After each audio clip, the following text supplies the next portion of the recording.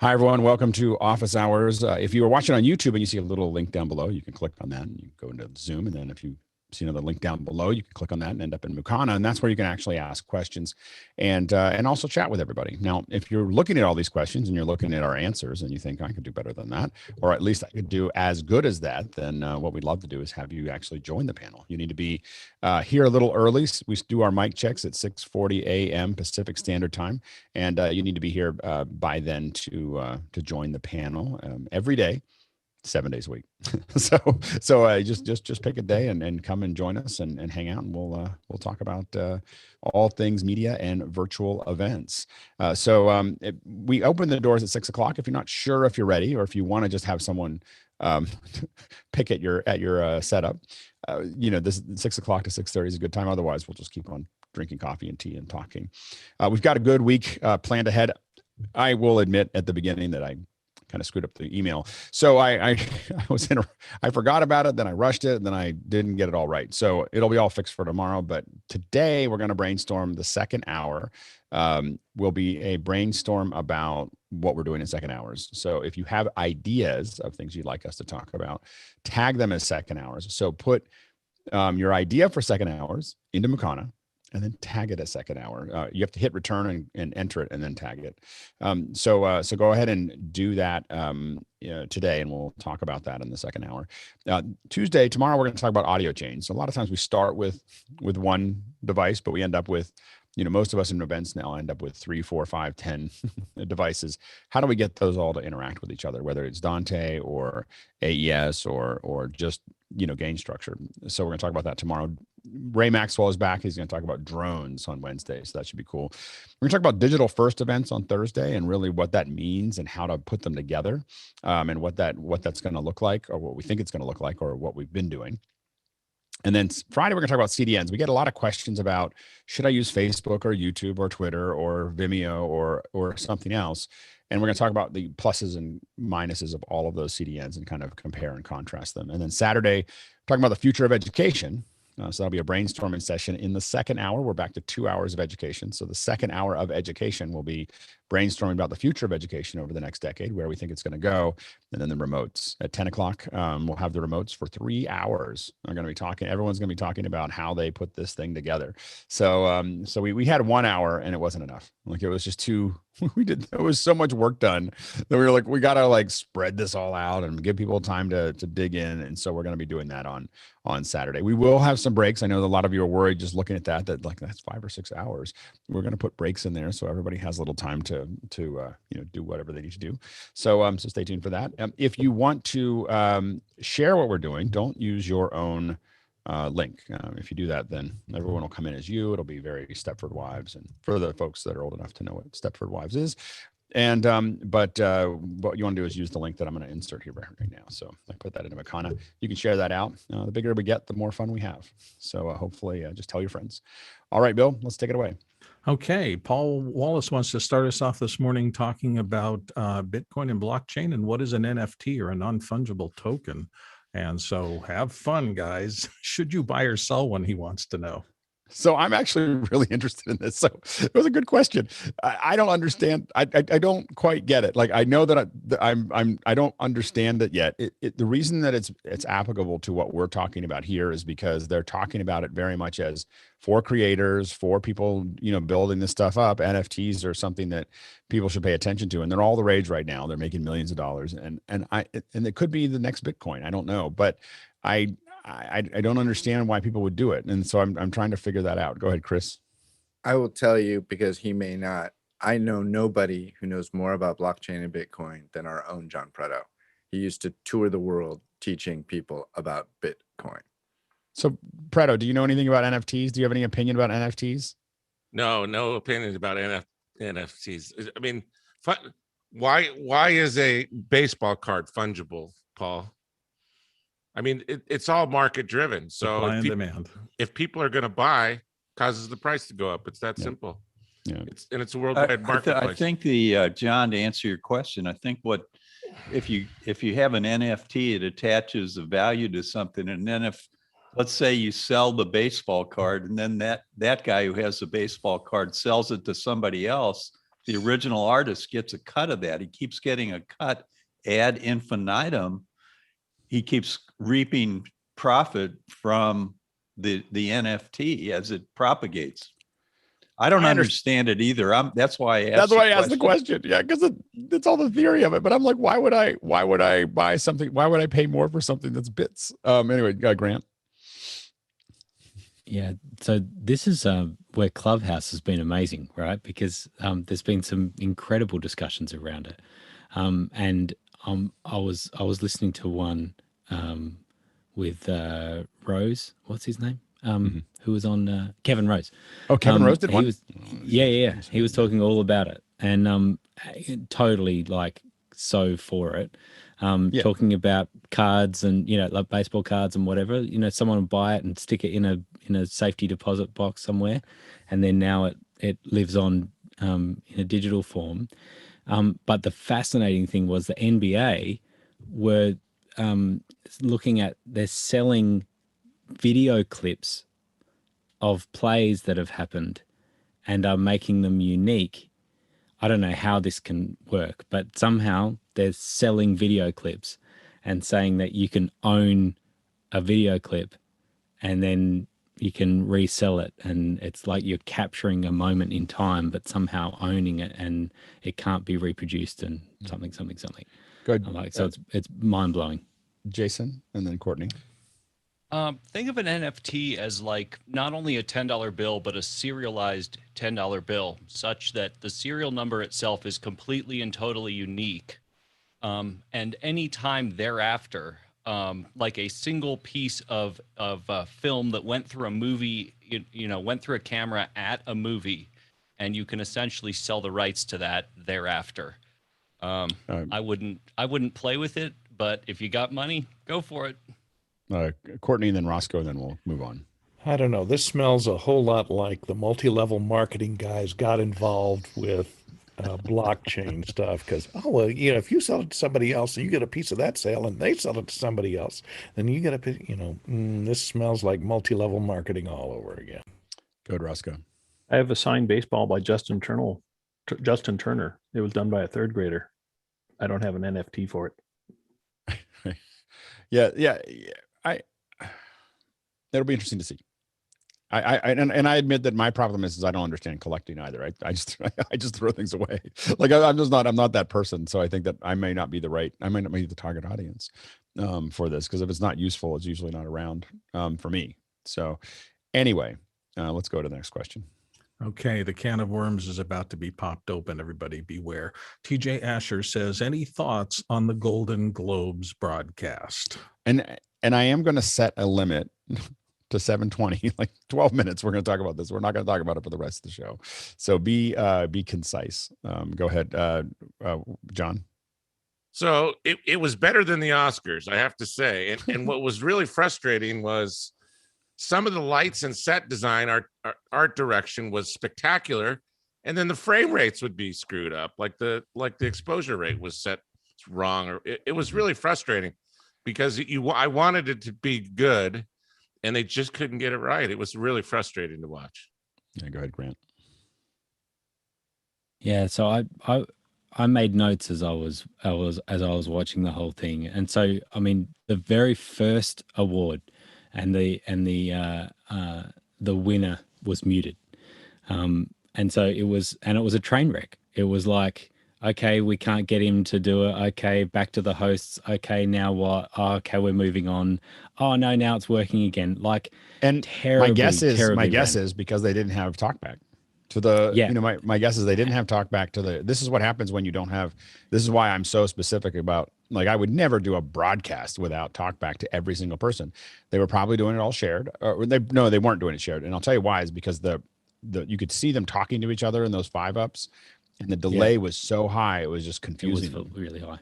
It was really high. I think they were using something else. So I think there was definitely no sort of stage management there. And so there was not, it was like, am I on? Oh, do I just speak now? Like, clearly they weren't prepped. So that when someone won and then they say, do I just speak? Like, how could they not have known, okay, now you're on? Right. And even those little things about prepping them when they were cutting to them, you have this bored face and they cut full screen to them. Like you say, we're coming to you now, start smiling, you know, like for each one of those nominations to say smile or wave or do something that's not just looking dull. Anyway, and then so there was that, but what I was really surprised about was just the standard production level was so low. The switching, it was super weird that when a winner was giving a speech, that they're cutting full screen to the losers. It was like, you know, like cutting around and then doing a 5 up or they did this weird, you know, 3, 4, and then a bigger one of the winner. Those people are irrelevant at that point. Like it was so weird. There was other points where when they were doing the special awards, and so it was a longer speech, and they're talking about a specific person, and they would cut randomly to Tina or Amy, or they would cut, like there was so many just really weird cutaways. And I think there was a fear they had nothing to cut to. And they're so used to being able to cut to a table or, you know, like they can cut to a reaction shot of random people. They didn't have that, and they felt uncomfortable about just leaving the shot up. But we're used to just seeing that shot up now. Just leave it. You know. Anyway, there's so much more in it. But what it overall, if I just summarize the whole thing, what it showed to me is that the irrelevance of TV now. Like I watched this whole thing and I just thought I can watch better stuff on YouTube that's way better produced. I'm seeing a bunch of ads that's going through. I'm like, I just don't need this. This is terrible. And they were missing the playouts. Like they had playouts. Like these are people that they recorded before the show and they were cutting off the front ends. Like I was like, I don't understand how you screw up a playout. Like it's just all you have to do is push go. Like, you know, and so it was, go ahead, Bill, and then Jason. Well, I was just going to say, my wife is a big fan of that. She enjoys fashion a lot and follows it and pays attention to it. Unfortunately, we were busy up until right before the show. So they may have done that on red carpet pre-things, but we didn't see any of that. So she just started feeling immensely unsatisfied from the beginning, because you'd cut to the people who are going to, and they were slumped down on a couch somewhere. You didn't get to see, for her, interested in that, any kind of fashion stuff. And she literally is the first time I have ever seen her in the entire 35, 38 years we've been married. She turned it off about 2/3 of the way through the show and just said, I can't watch this. I'm gone. Yeah. Jason. The one that drove me nuts, and I guess it depends on whether you were East Coast or West Coast, but the host, they switched during the splits. They switched the left and the right, depending upon whether you were watching it on East or West. So let's say you caught the first half of it, live on West Coast. East Coast, the split was wrong. The fact that there was no border between them and that they had geometric lines behind them drove me crazy, because they were at different zoom angles. And so there was a whole bunch of lines behind them. I was like, if you're going to put things behind them, number one is make sure that they're out of focus. And number two is just, you could have easily had that blend really nicely, or you put a border around it and say, hey, we're coming in from here and we're coming in from there. This idea that we're going to match them together, but then do everything we can to have it not match together was just weird. Jeffrey, then Paul, and then Stuart. Yeah, the one thing that was missed, of course, when Jason Sudeikis won for Ted Lasso, and he's in his he's in his sweats super high and his super high in London. Yeah, and all scruffy and everything like that. That just kind of ruined it. But the other thing is talkback. You talked about that, but I remember him doing playouts during their acceptance speeches, so they must have had to have heard something coming back. You're good, Paul. I agree with Grant. There was a lot of cutaways to people that were genuinely despairing at losing, but they were faking, that they were happy for the winner.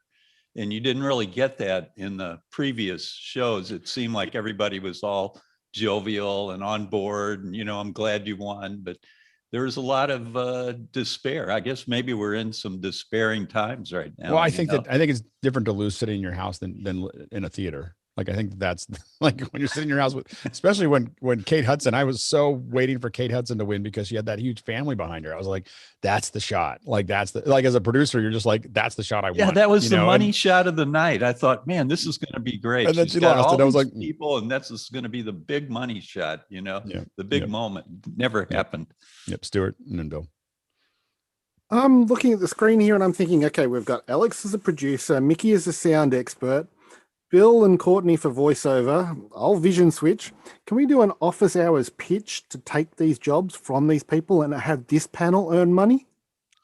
Yeah. That's my start for the night, by the way. Usually it's the problem really is it's all people who know people, and you know, the event company, probably the production company that was doing the Golden Globes, of course, is going to do it because they've probably been doing it for the last 20 or 30 years. And then they tell the producer, oh yeah, we can do this. And they've never done it before, you know, and I will admit that the first 150 events that I did virtually in 2012 weren't very good. You know, like they were like train wrecks here, train wrecks there. Not like train wrecks. I mean, we survived them. They were fine. They were as good as anybody else's that were doing it, but they were not, you know, it took us 150 to start really like building pipelines and things and process. It's just this group is like, this is event number one. And my event number one was definitely rougher than this one, but I had no money to do it. Go ahead, Bill. I just want to say my wife, who enjoys fashion, thought Jason Sudeikis was the most appropriate, and she liked him the best because she said he looked like he was at home doing exactly what he was doing. He was authentic. He wasn't all dressed up but slumped on a couch, and that felt more real to her, particularly with all the mess in the world. She thought that was more respectful than getting dressed up to sit on your Barker lounger. I admit that I don't like a lot of these because of all the drawn out like thank yous. And so the Don Cheadle going like this was just this is what I feel every award show is. I feel this all the time. Like I just like, okay, get to the point, you know, and like, anyway, so go ahead, Courtney.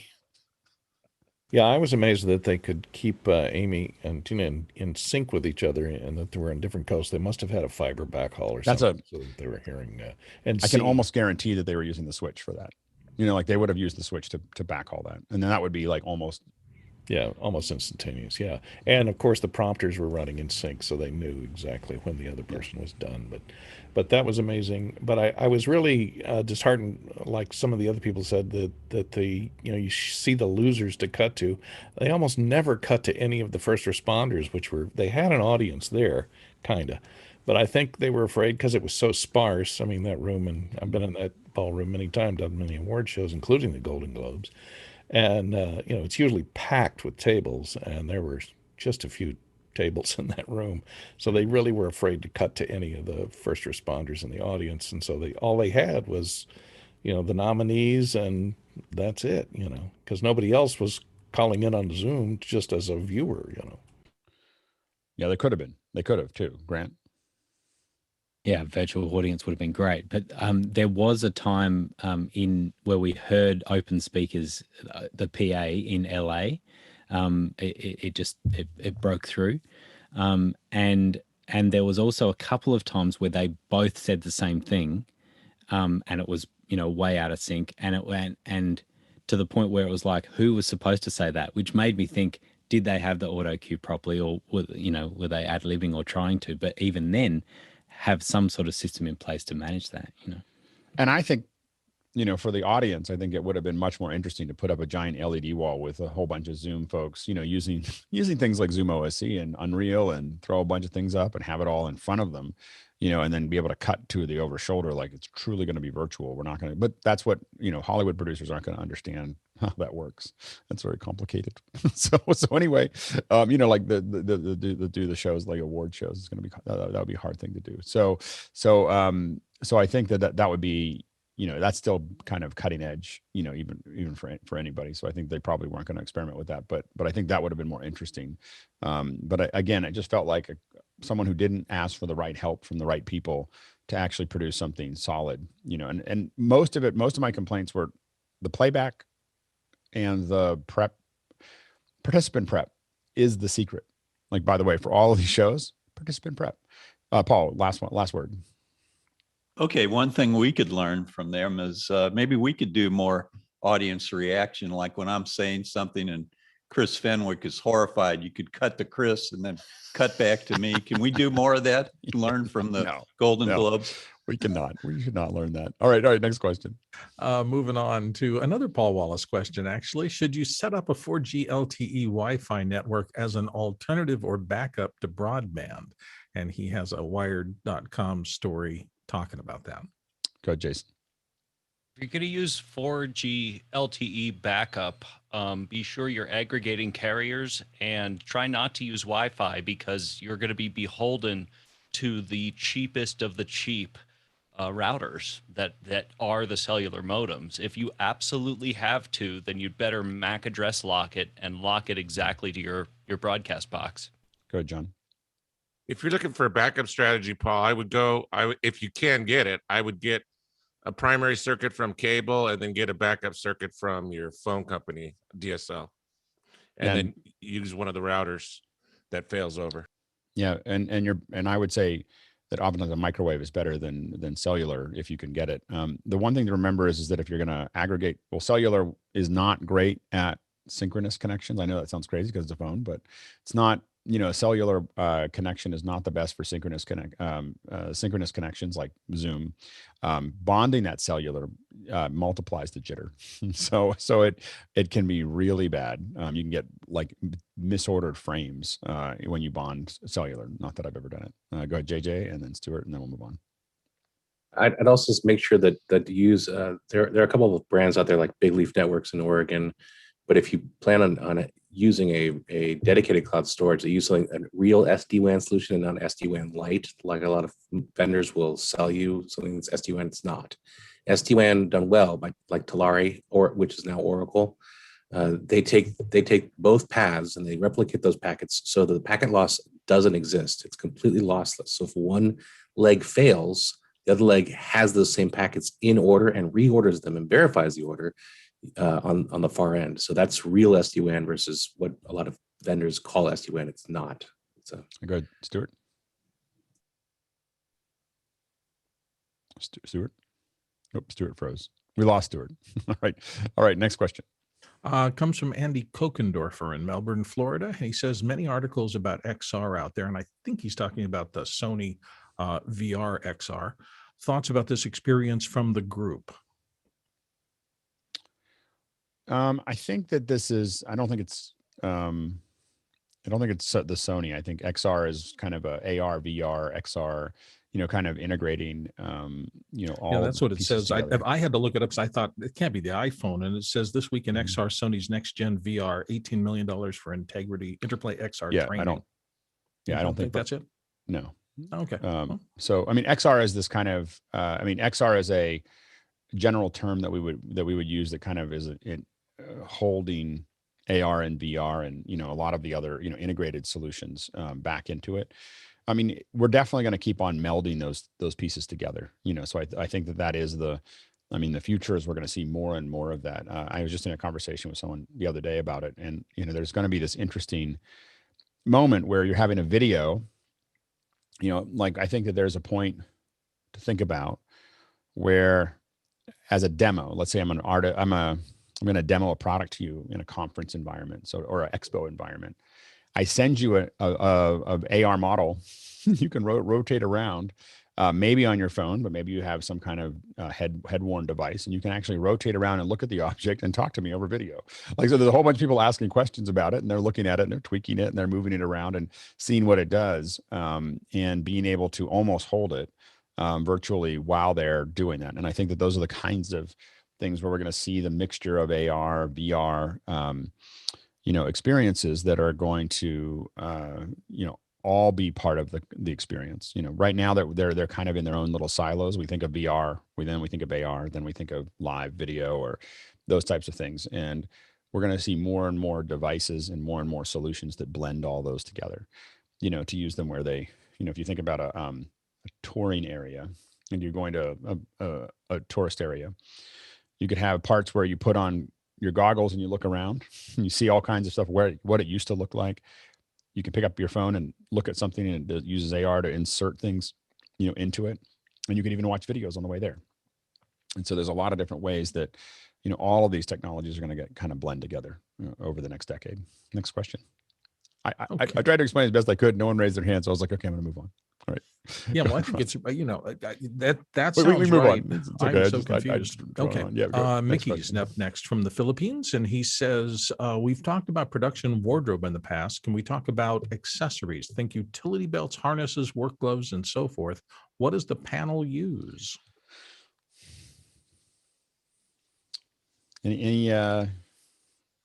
Anything key things? Go ahead, Jeff. This is not really wardrobe, but I love a Leatherman, and I also love a thing called a utility key, which is a little tiny knife that folds up as a key that you always have with you in your pocket. Go ahead, Roscoe. I love these. These are water buckets. These are foldable water buckets, but they're designed to carry heavy things. I use those, and I use Coleman's 24-pack Coleman, 24 cans of soda coolers. They are wonderful for carrying gear around. The straps are designed for heavy weights, so I find them very useful. Go ahead, Grant, then Jason, then Sky. Yeah, I was going to say Leatherman as well. I always want a Leatherman on me, and then a flashlight as well. Always like a nice little, very, very bright little flashlight. It's very handy. Jason and then Sky. There's a company called Clip and Carry that generally does handgun style utility belts, but they're extremely strong and they fit beautifully. And I use them because in general, I end up putting things on my belt, and it won't scratch up a leather belt because of course it's artificial, but it's really, really strong and I like them. Sky. As an editor, I always want to know where that thing is. So I just went to my Home Depot department store and picked up one of these bags that have all of the little slots. So I always know where my screwdriver is. I always know where the plate is. I always know where the thing. And so everything has a place and every place has a thing. There's one of the things that Marty Brenna's got me hooked on with these little flashlights, and there's lots of people that make them. They have a magnetic base and a little bendy light on the top.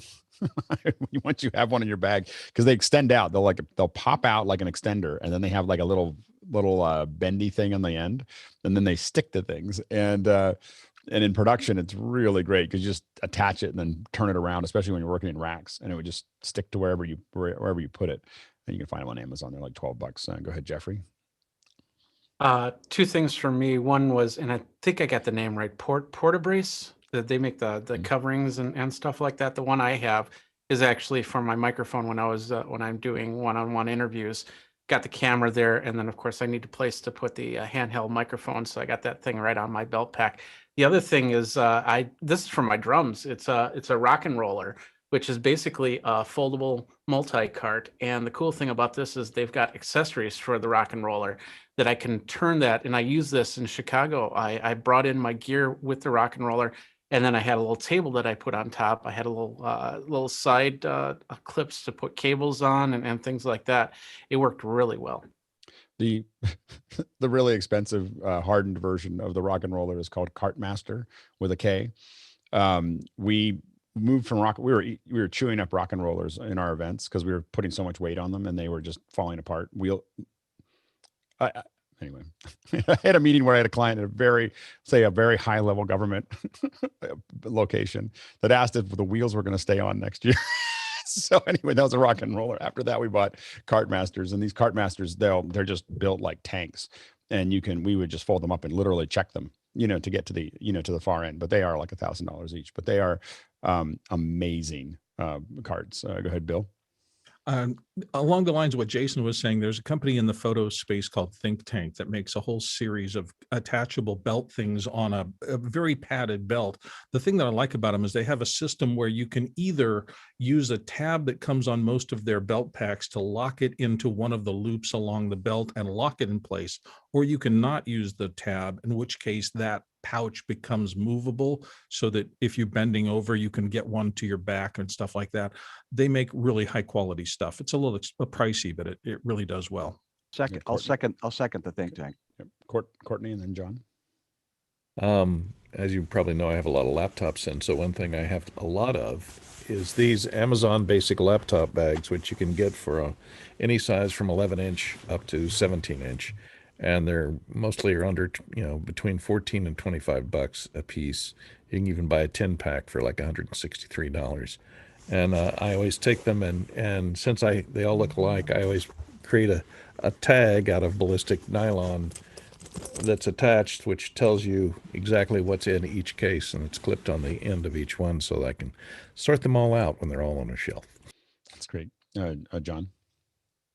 The most useful thing I have is a little cylinder, which you could roll up two $20 bills in.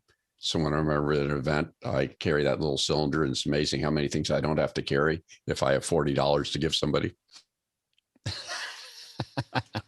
Tips. It's all about tips. By the way, the Leatherman, I when I'm working, I almost always have the Leatherman, the bracelet, if you've seen the tread.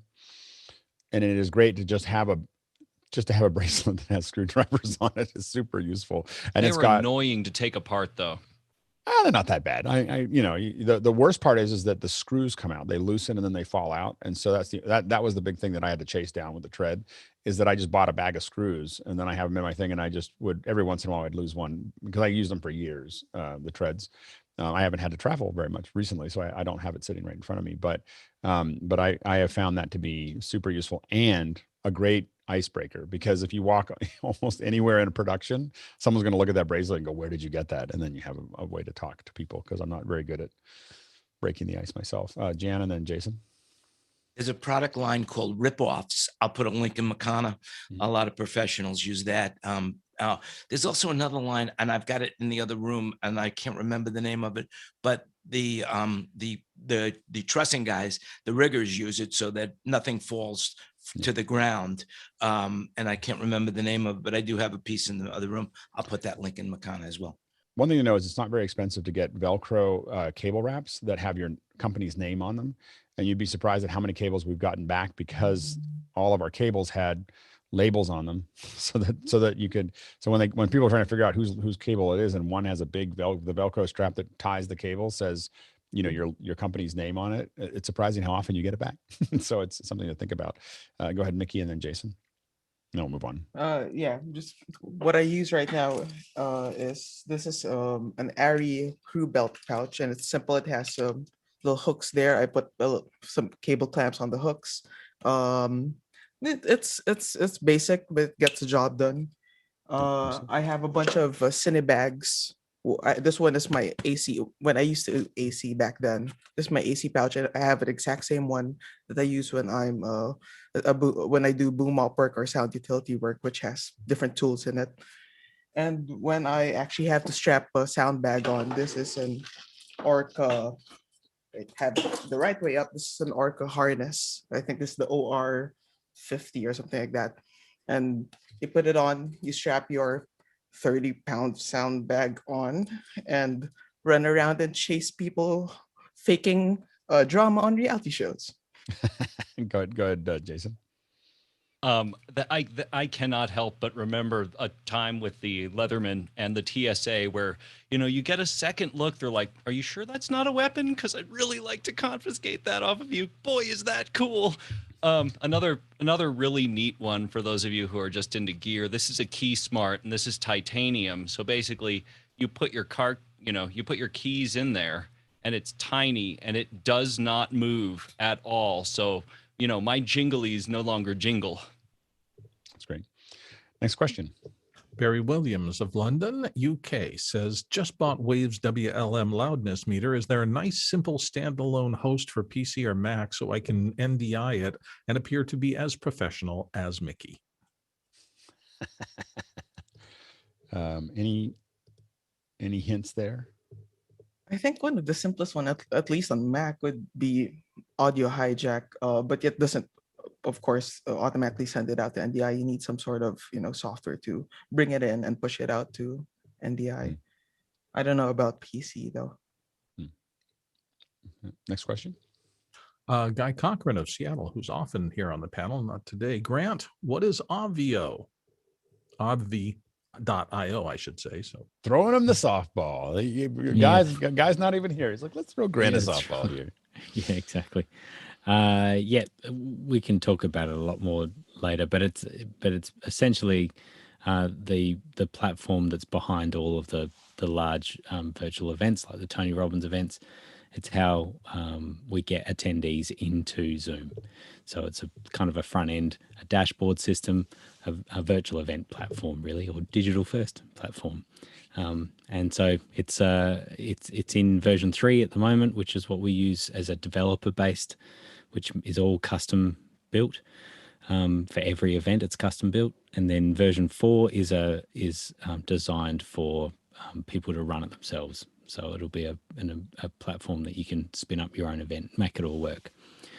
So watch this space another couple of months, and that'll be out. We'll talk about it more, I'm sure. Go ahead, John. Hey, Grant, does it have a provision to build like a WordPress site for the event, for the agenda and all the speakers and all that kind of stuff? Yeah, so that's what version 4 is designed as. So, and the whole thing actually, the first event that we did was in WordPress. And actually, remember when Blue came on, back in April or something that was, he was talking about an event, their very first event, and they just did it all in WordPress. Used a bunch of plugins and made it all work. And then I met Blue through office hours, and I started helping him out. And I said, hey, I've been playing with these Zoom API and registration, and how about we do this and this and this and this? And now I'm the CTO. So that's great. The co-founder of Ovio, and Ovio is I came up with the name in the shower. I was thinking, I wonder what the Latin for meeting is. Ovio. That's great. That's awesome. We can't wait to see what version 4 looks like. All right, next question. Nigel Dessau of Austin says ATEM Mini with Blackmagic 4K camera and trying to use audio hijack to make the audio work. I have an echo of myself and I can't locate the source. Running on an M1 Mac Mini, does anybody have any good troubleshooting ideas for him to try to ISO where his echo's coming from? It's a mix minus issue is my guess. That you're coming in, you're listening through something and you're pushing your own audio back to yourself. Now what I've done to fix that when I'm pushing my audio through the ATEM Mini, which I've done a couple times, is to not use audio hijack, but loop back. So then you create 2 chains in loop back. One is the chain that you want to go into Zoom or wherever you're going. And another one is the chain that is what you're listening to, and that can cut out the stuff that, your mic input. So go ahead, Jason. I'm splitting hairs here, but I think it might help you to think of Audio Hijack as a broadcast app. And by broadcast, I mean from here to somewhere else. Loopback is a closed circle. So yes, 100% behind what Alex said. Yep. Go ahead, Roscoe. You can also make multiple chains in Audio Hijack, which then allows you to pull away sounds from certain apps or from certain places and send them where you want. So you don't always have to go to loopback to do that. But I would, in general, if you're looking at either hijack or loopback, always buy the bundle. Yeah, because they do solve different problems, and you think you can do it all. You can almost do all the same things with that's the most frustrating part of this, is that you can almost do the whole thing with one or the other, but not quite. Grant. Yeah, I was just going to add that there is often when you're doing hijack, and I found it with Zoom, that you can also monitor the input of that application. And so it could be that you're monitoring the input going into it, and so you're hearing yourself back because you're getting that coming back out. And it's just a little checkbox to uncheck it for monitoring input. Go ahead, Micky. Yeah, that's definitely what I was about to say. And I can show it real quick here. Like if you put an application source, and let me find my mouse there. If you put an application source in Audio Hijack, there's a checkbox here that says include audio input. So that could be it. Now, I don't know exactly why. You want this unchecked if ever. But yeah, I don't know why you would need to run Audio Hijack though, if you're just feeding audio from the camera directly to, say, Zoom. But yeah, that's one thing you might want to look at. Next question. Moving on, it's Ruben Marchena of Grand Rapids, Michigan, and he asks, can you describe the process of matching cameras with Resolve? I have 2 PTZ optics connected to an ATEM Mini Pro and been trying to match them. there's not, I don't think, oh, go ahead, Charles. So I'm assuming you recorded everything, you bring in everything into Resolve. If you have your color charts in the beginning, that'll be a great place to start. If you did not have that and your source or the things that you're recording are people, I would always try to match the skin tones first. And in Resolve, if you bring up the vector scope, there is an option to have a little skin tone line, which is a great starter for you to see if your skin tones are sort of in the right place. Once you do that, usually the background will fall into place. If you can't do that, if you have a frame that has something that you know is gray or white, I would try to look at the scopes and get that to match. Once you get that done, usually things start to fall into place. What you want to do is get to things that you recognize that you know are a certain color, and usually everything else starts to fall into place, and then you can take it from there. And specifically, one of the things about when you're looking at when we're talking about using scopes to do that, is if you know something has a neutral color, it's gray, like it's not bluish gray, it's not reddish gray, it's gray.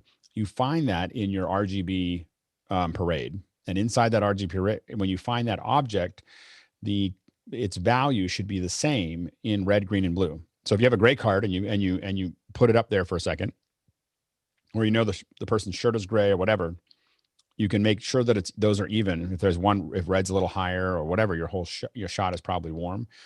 And so those are things to think about. This is one of the charts that was being discussed. This is a X-Rite color checker video, and but there's a lot of different X-Rite and Dumont charts that you could use. That you want to just throw those up.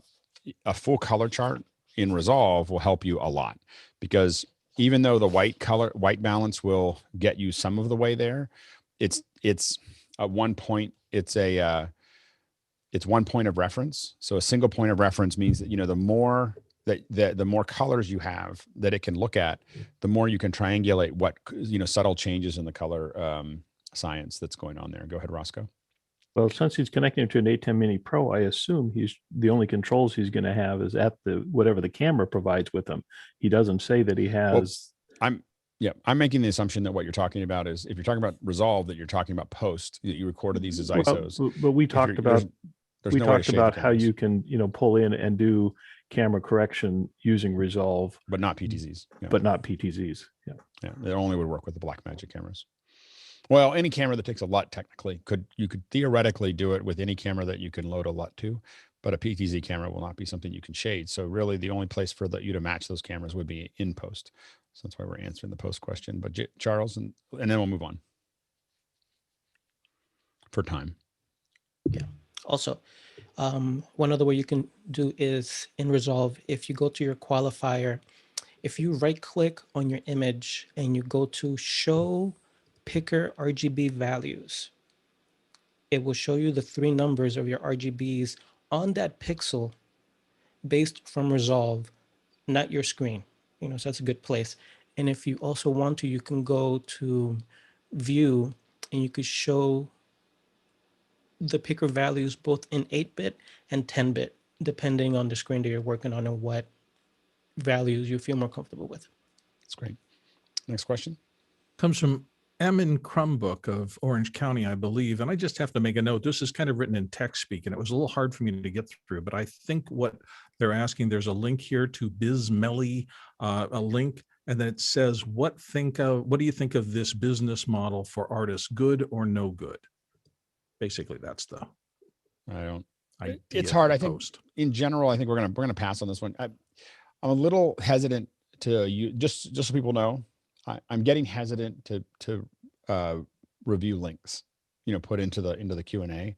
So they're just not, we could be clicking on a lot of things, and I'm not saying that that's in this case, but I think that in general, we're going to frown on links. So just ask questions and don't send us places within the questions. And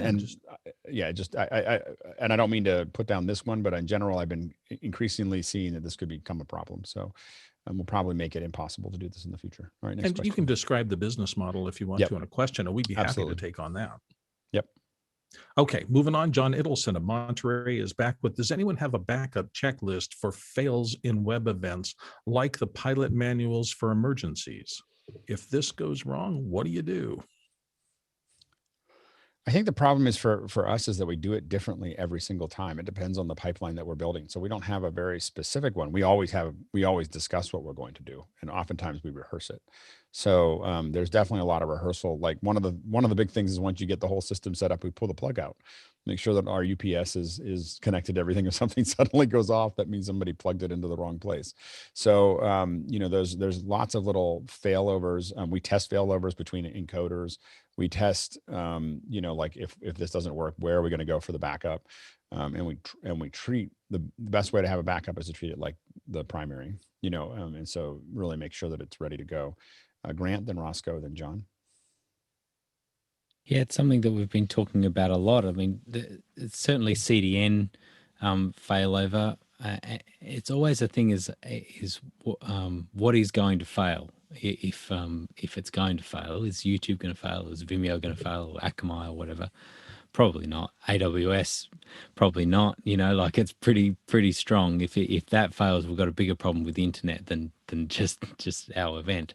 But that said, I think some of these web services, if you're hosting on a particular virtual web virtual event platform of some description, if that falls over or crashes in some way, how do you manage that? And one of the things that we're doing is using Rebrandly again, and all of our people come through that link, and it's tokenized. So if you pay more, then you can have URL parameters in the link, and so we know who they are. They come through to the event platform, and the way it works.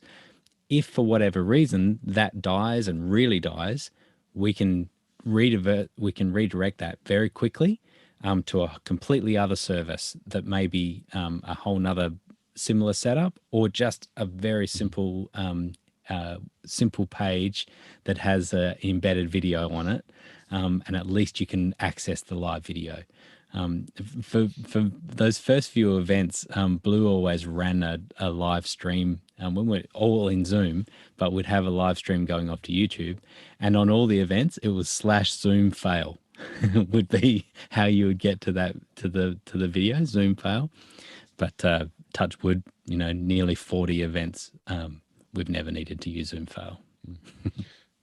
Roscoe, and then John, and then JJ real quick. Yeah, I use a 10-point checklist to tell students how to get anything up and operating, and each one of those checks has a little thing. And if you don't see this is what you go to do. So they do work tremendously well as fail lists. Yeah, go ahead, John, and then JJ. Yeah, and partly I was looking for this. We had a fail. We're having a meeting on it. One of the challenges we had is we actually did pull the plug. We did exactly what we were going to do when this happened, but everybody around, it didn't look like we knew what we were doing, royal we. And so the idea at this meeting, we'd like to have a checklist saying, this is what we did. We checked this, we did this, and this is why we pulled this computer, did that. So, well, and one of the biggest challenges is getting being able to put up a text slide the closest to the viewer as possible. So the last place that you can put a text slide says, we'll be right back. Because then it looks to everyone else like something, you knew something. It's not just random black space or other things like that. It is actually something. And I'm going to take it one step further. You have that be entertaining, and then people have fun with it, but don't put your logo because it becomes a meme. JJ. And the other thing I mentioned that the pilot manuals, the pre-flight checklist is usually done by a pilot. So if you can afford it, make sure that you have someone who is an expert in that field available for that just in case emergency. Yeah. The main thing is I don't know what I was going to say. Let's move to the next question. I had an idea and then I lost it. All right, next question. Happens to all of us. Randy Egan, of Vancouver said, what preamp would you recommend to install before a Focusrite Scarlet Solo? We're going to be in speed round, so everyone move as fast as they can. Go ahead, Jeff. If you're just talking about boosting a low-level dynamic mic, a Triton FET head or a cloud lifter. Yep. Next question. Dan Huber, Erie, Pennsylvania says, don't like the mini HDMI connections because of the strain. Do you have a recommendation to secure that connection? Go ahead, Stuart. Assuming the NBN doesn't drop out, I would look at the two retailers in this panel and ask them what cages are available for which device you want to hook up, because mini HDMI is a pain. Go ahead, Jason. I got 2 words for you: jerk stopper. These things are awesome and they will absolutely secure you. Also, OWC makes one that might fit that I use for Thunderbolt 3 and 4 adapters, and oh boy, are they great. On the newer plugs, they actually have a little countersink. Got to keep moving. Micky?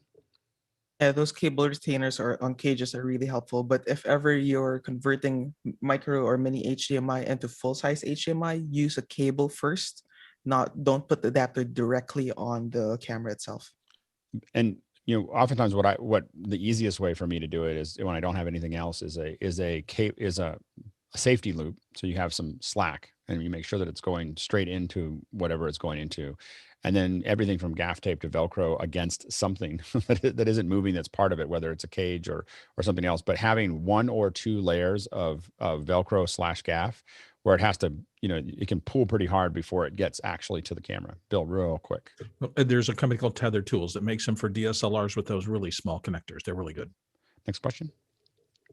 Jan Landy in Las Vegas says, with the immense amount of media available to us, i.e. sleep, office hours, YouTube, social media, mech break, work, exercise, cable TV, Netflix, family, I'm inundated and challenged figuring out my schedule. How does the panel figure out how to schedule their lives? Any ideas on how to handle all this? We're gonna have to go super fast. JJ, and then Jason, and then Paul. Alex, I meant to tag that for the second hour. For a second hour. Okay. We'll pull that back.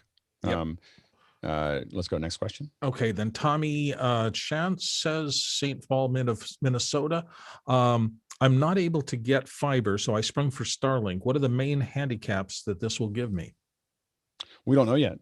A lot of us haven't used it yet, but I think latency will be one of them. JJ. Latency was going to be my latency, and then cloud cover. Yep. Next question. Really Tommy Shantz again from St. Paul says, where can I change my name in Zoom to add my location? You click on the ellipsis that's right in the upper right corner, and you'll see rename at the very bottom, and you just put that in and type your name in. Next question. Only if you're a panelist. Oh, only if you're a panelist. Oh, you can't do it. I don't have it set, so you can change it. For security reasons, we don't do that if you're an attendee. So you are kind of stuck in that area. It's just the panelists. Sorry about that. Next question. Tony Mobley, our friend from Newman, Georgia, says, my nephew has a farm in Iowa. There's an AT&T service in the area, but service is extremely bad. Is there a solution to internet issues in a circumstance with bad internet? Starlink. Eventually, I think that'll be eventually the solution for almost everybody with bad internet, of course, until it becomes bad because everyone's using it. So I think that'll be the challenge. The thing you have to look at is what your provider is in your specific area, and include looking for microwave connections is another option, because it's going to solve a lot of problems, especially in a flat place like Iowa. John and Stuart, real fast. We had this problem here in Vegas, and AT&T gave us a micro node to plug into our Wi-Fi, and then that seemed to solve the issue. I think that the problem is internet's bad. Go ahead, Stuart, real fast. Real fast. And this goes back to Tommy's question as well. The issue with Starlink is the area of the cell size that is covered by the satellite sweep. It's a phased array antenna, and it is locked to your geolocation. As geometry, not politics. So you can't pick it up and move it around. Sorry. Yep. Next question. JJ McKenna, Santa Venetia, California. Are tally lights for remote collaboration not really a thing? Could someone in something like Tally Arbiter have helped with the production? We haven't used a lot of tally lights for remote individuals, although it could be done. It means it's something else to send them. I'm not sure. Looking at the production yesterday, I'm not certain that they did anything other than use their own devices. I mean, there was a handful of them that looked like they might have had something, but a lot of them looked like they were just opening up whatever they had. So I'm not sure. That's where tally lights become more difficult. Next question. Courtney here on the panel from Hollywood. Did anyone attend the SMPTE Hollywood meeting last week on ATSC3? And what are the opinions about the limited resolution of this new broadcast standard? I think that we could probably do a second hour on that.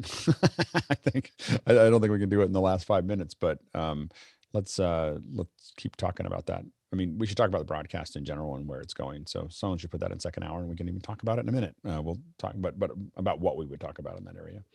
Next, it's a good question. Next question. Raybar Shanair, who's here in the panel at least earlier. I thought, any thoughts on Zencastr for video podcasting? I don't have any opinions. I haven't used it. So I think we're opinionless at the moment. Next question. Jan Landy of Las Vegas. In regards to Office Hours band, why was Alex not in the band? Nobody needed a mediocre Mbira player in the band. That was really like a beginner to mediocre Mbira player. It's all I can do. I mean, I can that, and I can impersonate Eddie better, but that's about it. So if they need that at some point, yeah, cowbell I could do. I could definitely do cowbell. All right. Next question. Stuart Fairweather, Melbourne, says, why is there a Zoom app for Teams but no Teams Zapp for Zoom? Go ahead, Grant. Just because of the way that the Office 365 is much bigger than just video collaboration. So they want to get people into Zoom. There's no reason for Zoom to be able to go back into Teams. And it's all just about scheduling anyway. There's no like integration with video. Next question. VPO Resources, it looks like from the Bay Area. Paul Wallace, what were all those bundles of wires in that coil? What do they do and where do they go? I guess this is directed at me. I just kind of was organizing my wires. They're just USB wires. That's all. That was your Christmas wreath. Bundle of USB wires. It's not that exciting, guys. USB. Yeah. Okay. We just got to put some little lights on the end of them, and then there'll be like a little leaf. Right. All right. Next question. Up. Henry Ramos of Yonkers, New York says, just got a Ronin SC2 gimbal. YouTube is chock full of gimbal videos, but any good people or suggestions to get started? Channels to watch to get started? Balance. Jason. A good friend of mine runs Ask the Drone U, and they do their gimbal coverage is going to apply to every DJI gimbal, even if they haven't addressed that one directly. Yeah, I mean, the best, when I was going out to shoot texture maps one time, I asked a texture map master or matte painter what I should do. And he said, well, take a lot of film, take a lot of pictures. And some of the best advice I've ever gotten about doing something like this, especially for a gimbal operation or Steadicam or anything like that, a lot of it is just shooting a lot of footage and then looking at the footage. Obviously you want to get the tips and tricks, but nothing will replace going out. The number one problem that I have with it in general when I'm doing it is vertical bounce.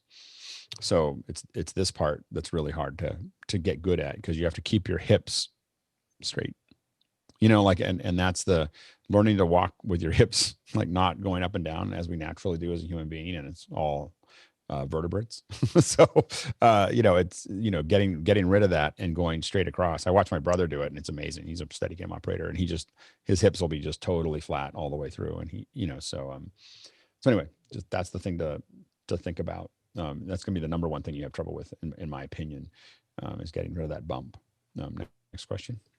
And the last one before we have the second hour questions is from Tim Gross in San Francisco. He says, high school football field has 4 Panasonic WV-SPV781L security cameras that output 4K RTSP streams. What's the best way to share these streams en masse? I think, go ahead, Stuart. Okay, not familiar with the particular model, but most security cameras will allow you to multicast, so you can spread, but it does limit to how many people can connect because of the processors in the camera. But a better solution would be to grab OBS or vMix, pull those in as RTSP sources, and just stream the event with a proper stream, rather than having 4 raw sources being available to everybody. Send them a professional looking feed. They will appreciate it a lot more. We have a lot of discussion. They did it in the NFL. They did it for the Super Bowl, where they had, they gave you multiple feeds on the Virgin app, so that you could look at it. And we have done tests on that for a decade. And the vast majority, when I say plus 95%, will go to the curated feed immediately, almost immediately. Like they'll do it for a couple minutes, but you can give them all those camera angles, but they never actually use them because someone's reframing and they're out of frame, or it's not, there's a reason, there's a whole bunch of cameras, and there's a reason that you watch the one that's actually switched, because it's usually one of the best shots for what's happening. And so rolling your own very rarely becomes useful. So anyways, that's been our experience. Go ahead, Roscoe. What about for concert? It's been the same thing. The concert's even worse because you're reframing and refocusing all the time. So if you get into I want every camera, those camera operators are, dropping their camera, moving around. There's a whole bunch of junk all the time. Or Like static ones though, like on a fretboard or on the drum cam, or ones that don't move. Piano lipstick mic, or we've done. I guess with all these multicams, we've done it over and over and over again, and people just eventually will.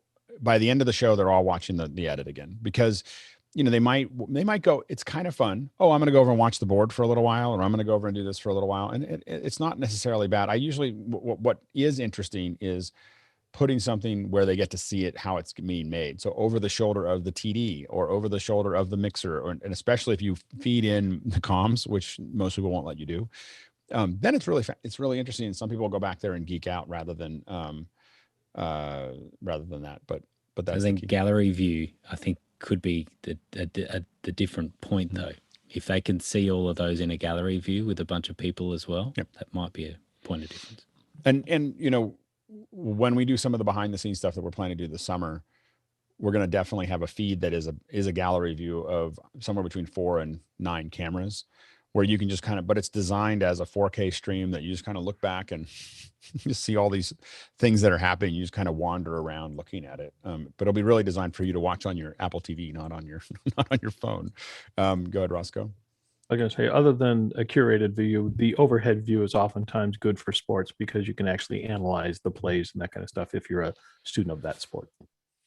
Yeah, we found that there are some really great camera angles that they don't show you on TV, that for like basketball, that if you can go way up into the rafters, and there's actually an angle that is almost straight on that will miss the Jumbotron just by inches, and you can get a near overhead shot of a basketball court, and it literally changes how you see basketball, because and it's a fascinating thing. They never show it because you suddenly see we had a pro using a telestrator, oddly enough, that I made, circling stuff, and see, watch what this guy does in a replay. And he goes, this guy's going to block this guy. So as this guy runs over, this guy's just standing there. And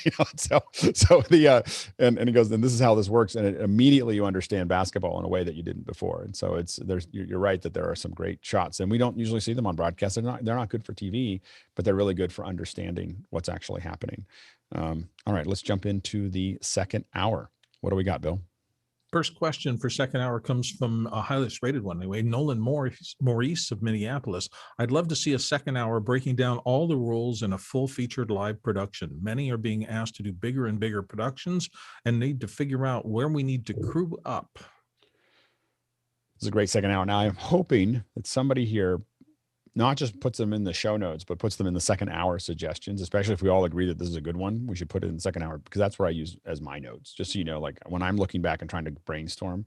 And part of the thing is, I think we're going to do this second hour brainstorm at the beginning of every month to kind of talk of where we are and where we want to go, because I'm going to try to start filling a month in advance. I just keep on trying to do that and not getting to it, but I just need to have a bunch of ideas that I can kind of work through to make that work. Go ahead, Stuart, and then Jason. The names of some of those roles that people do on set change according to region, so we would need to tie that one in with some area specific language as well.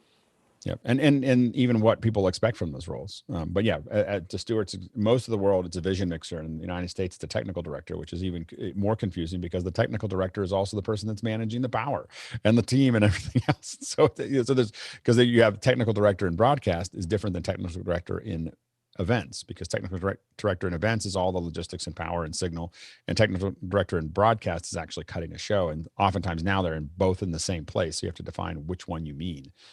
Jason?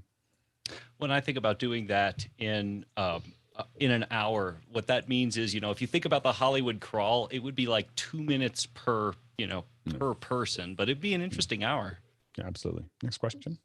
The next one comes from Andrew Moyer of Oakville, Ontario, and he says, second hour idea, white balancing and color balancing multiple cameras.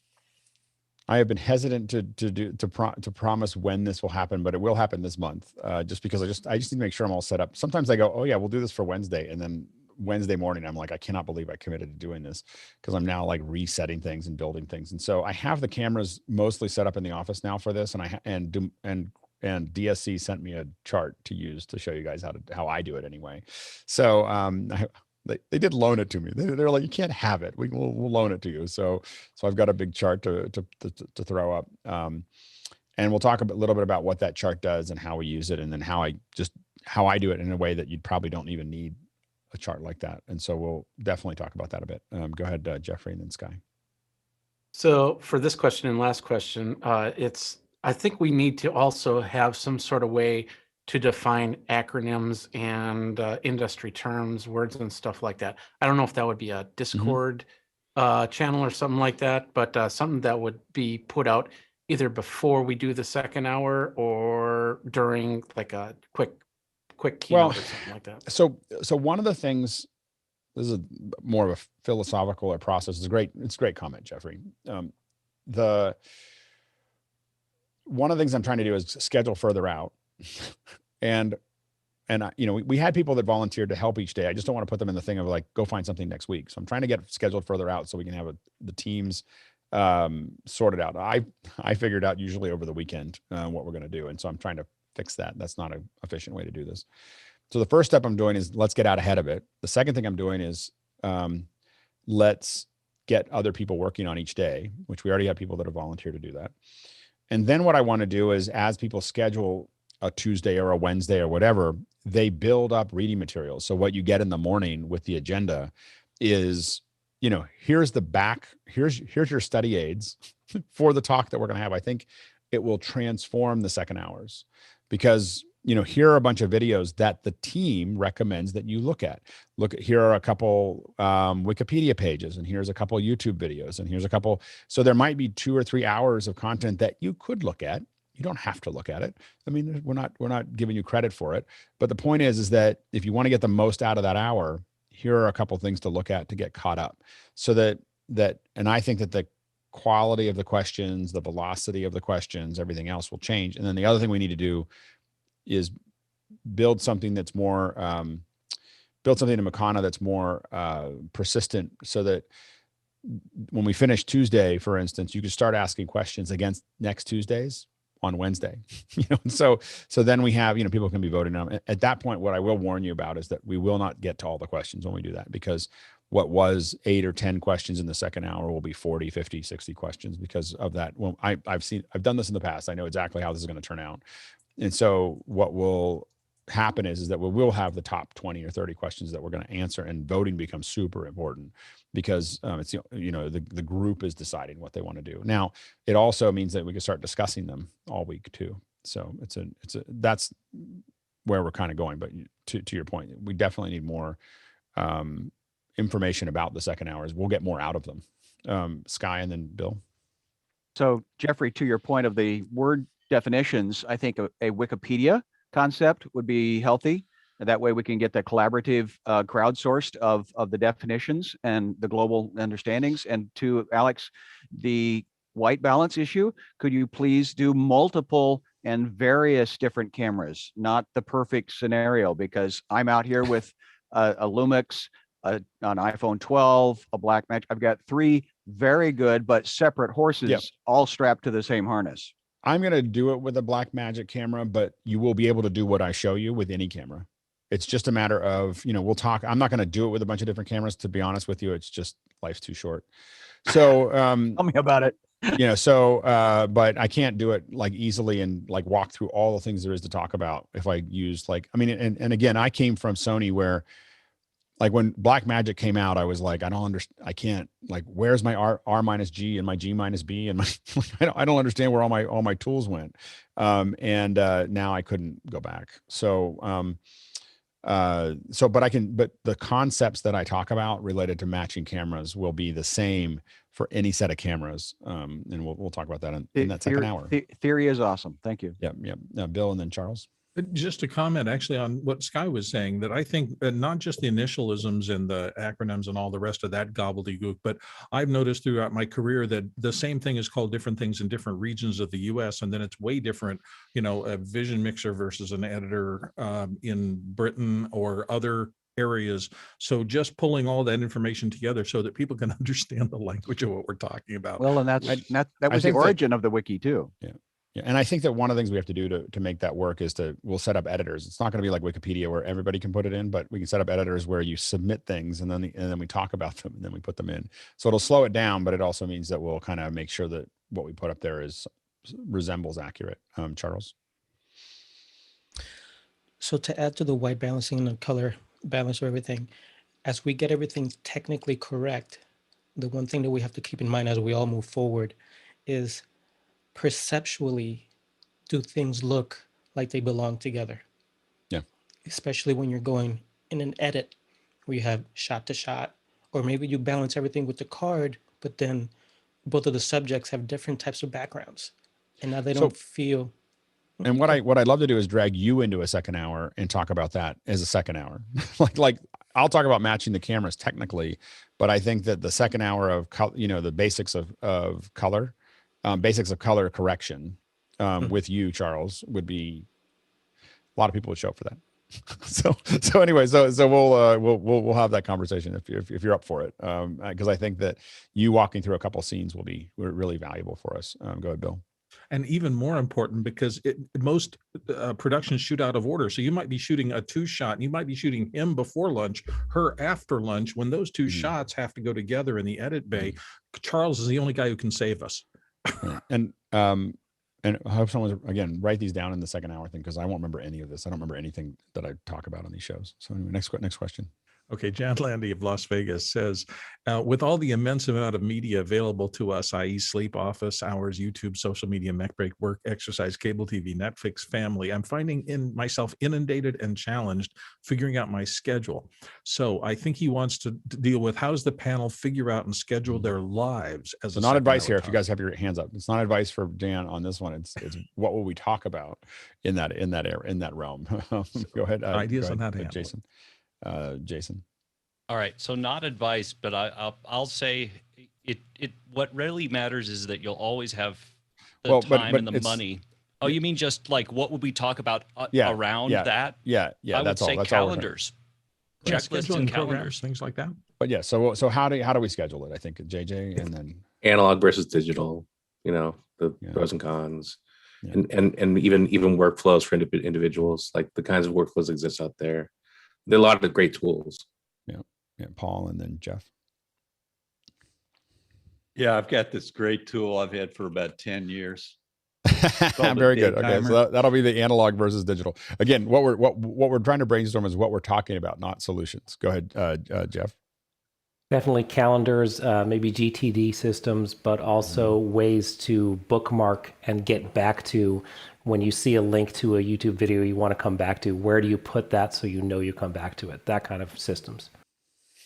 Yeah, mine is very rudimentary. I'm wondering whether someone watches me do it when I'm on shows and someone mentions something. I just make a bookmark. I just have this long list of bookmarks that I go back to when I have a little bit of time. And I was wondering whether we should build a feed of that, just like what we do. For those of us have like a shared magazine that like what we're linking to might be useful.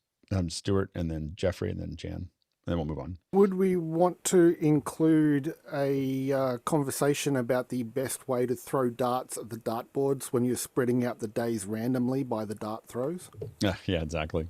Jeffrey? Yeah, to spread the loads out. Maybe a second hour on reading lists. Just so you're sitting there going, okay, we'll like Golden Globes, perfect example. We'll do a second hour on Golden Globes on this, but maybe tomorrow it's a specific book or a specific video that came out where everybody gets a chance to watch it, and then they can talk from there. That'd be the closest I could think of. It's not going to be organizational, but it'll at least get people steered in the right direction. So one thing that we could have this is what we should have scheduled for today, because this is exactly what we need. But we could think of things like the Golden Globes or the next Oscars or other things like that as opportunities to say the next day we're going to talk about that. Like a second hour will be dedicated to, and we'll bring up video of it, and we'll everyone go watch at least part of it, and we're going to like really dissect a show. I think would be a really interesting one to look at. And as another second hour, I mean, one of the things I've been thinking about, and we'll put it in the second hour as people have to vote on it, but I've been thinking about doing my teardowns live. I'll record it later, but we just go through stuff and we talk about lower thirds. You know, like let's talk about lower thirds, and I just show you 30 lower, because the reason I have YouTube live or youtube.tv is specifically to do that. So I'll go grab every couple of months, I'll go grab all of the lower thirds that I can find across all the shows that I'm recording, and then I grab all the super sources, because the styles change over time. And so I think we could, analyze all of those and talk about what we like and what we don't like as a group. We can complain about the fact that CNN, no matter what, constantly stretch their fonts. It's just wrong. Jan? Yeah, like priorities. I mean, I guess that's the number one thing is that I'm concerned about right now is priorities, because there's so much out there. And how does everybody schedule? I mean, we got a lot of people in this room all the time that, evidently they have a real life as well, but they're scheduling it around it. So how do we do it? And what are the tools we could use to make it happen? Yep. Courtney and then Grant. Can we do that critique if we're streaming live on YouTube where you're showing examples, or are we going to get pulled off by the copyright bot eventually with strikes? Well, all I can say is that I haven't been pulled off on the other teardowns that I did. So I don't, for some reason. Now, one thing we can't do or we won't do is audio. So audio is the thing that really YouTube's really good at. Video, I found that it's not as good at.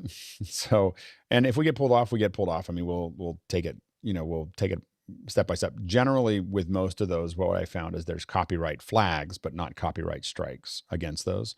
Especially if anyone looked at it, we are well within. If we're stopping and starting, only showing small segments, we are like, that's what fair use was designed to protect. So it would actually be great for me to get a copyright strike, because I can contest it, and if they contest it back, I'll make a lot of money. So, I'm really okay with them doing that. Grant? I wonder, thinking about Jan's idea there, I wonder if there's an opportunity for us with philosophy behind work-life balance and thinking about how we prioritize things, as Jan was saying, but as we think about our life, particularly in lockdowns and the way that it's gone, and how much digital time, screen time, and all of that. It'd be interesting if we had an expert that has nothing to do with our field come in and just give a little 10 minutes on how to manage all the different priorities in your life, and then for us to throw questions around and how that works in the media world. My big one is my phone message just says, I'm not going to answer this phone. I'm not going to pick up your message. I'm not going to listen to your messages. Go ahead, Bill. I don't know why, but the talk of scheduling twigged for me back when I was starting to get involved in some narrative filmmaking. Always confused me. Why is the shooting schedule always so messed up? Nothing ever gets shot linearly, or hardly ever. And you've heard people like professional actors and actresses on set going, we had to shoot the love scene the first day. I didn't even know this person, and it was really awkward. And it caused you to wonder, why do those things happen? And I'd be interested in talking to some production coordinator as to what goes into the order of shooting to keep things efficient. Yep. That's good. I mean, that's a good subject. Make sure to put them into the Makana, because we kind of are matching all these as far as suggestions. So we'll just our job as panelists is to discuss the ones that came up. Go ahead, Sky, and then Stuart. Well, and that's to your point. I want to confirm that it's second-hour-ideas. Is that the correct category? No. In Discord, I'm wanting to confirm because second hour ideas. Yep. Okay, because that's currently I'm the only one that's put anything in there, and so I'm just encouraging. Thank you, Sky. Thank you. Welcome. We're gonna leave you to it. Make you second hour captain. Then I will be I will need a decoder ring because I can't spell my own name. Go ahead, Stuart, real quick. So 3 things. firstly, Sky, thank you for doing that because I think What? it goes No, unrecognized please a little bit stop. No, I was in the Okay. room. I dubbed the The, topic Hurry wrangler. up, hurry up. We got to get to the next one. We got to go to the next Yeah, one. the second thing is, Bill, the answer to your question was money. And Jan, great question. And would it fit well with Ruthless Reviews at the same time?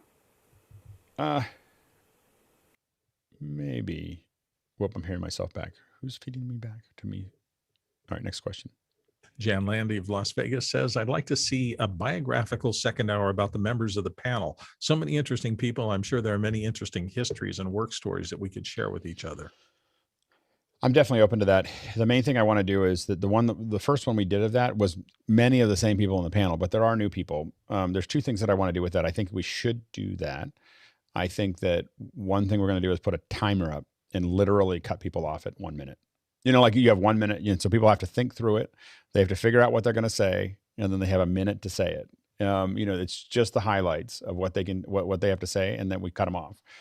Because some of them rambled on a little bit on the last one that we did, which is fine. And I think maybe even I did.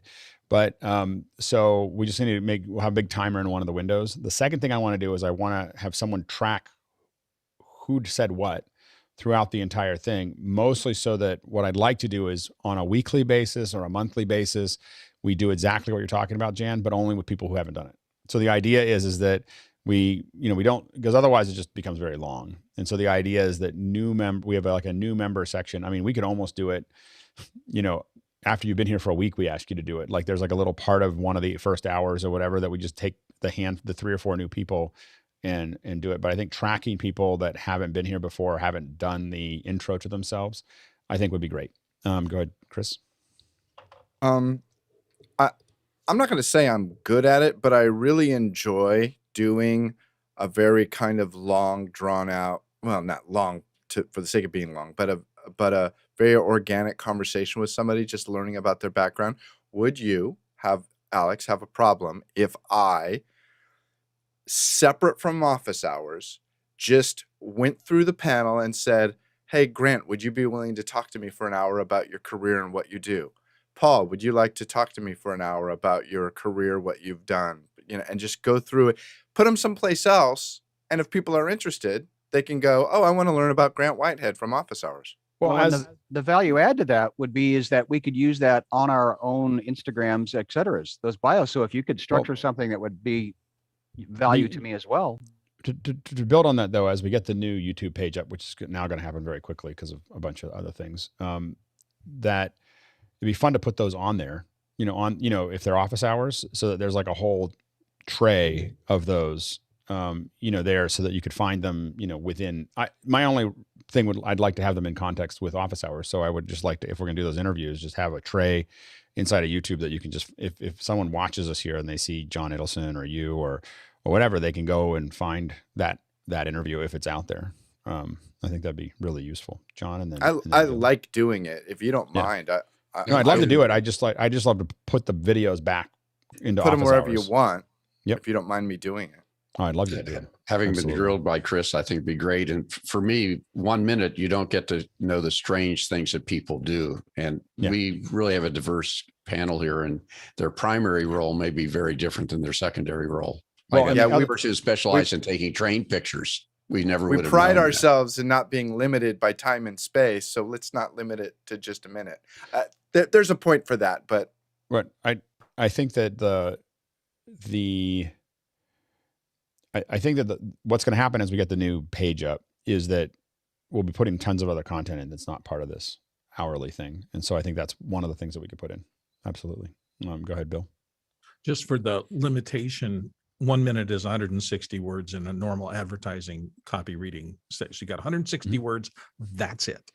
Yeah, go ahead, Jeffrey. I like Chris's idea because then we can, if you're a panelist, you should have a sheet of information so we know who you are. So when your name pops up, it's like, oh yeah, that person, we know them. Because we did have a couple people that got kicked off today because we didn't know who they were and they didn't start their cameras. That's kind of the thing. Yep. Next question. John Idelson, Monterey, how do we get better diversity on the panel? It's really up to you guys. Keep doing the panel. So what I can tell you is what we're I mean, I guess we don't have that, but having a second hour, I don't know if I'll put a whole second hour to it.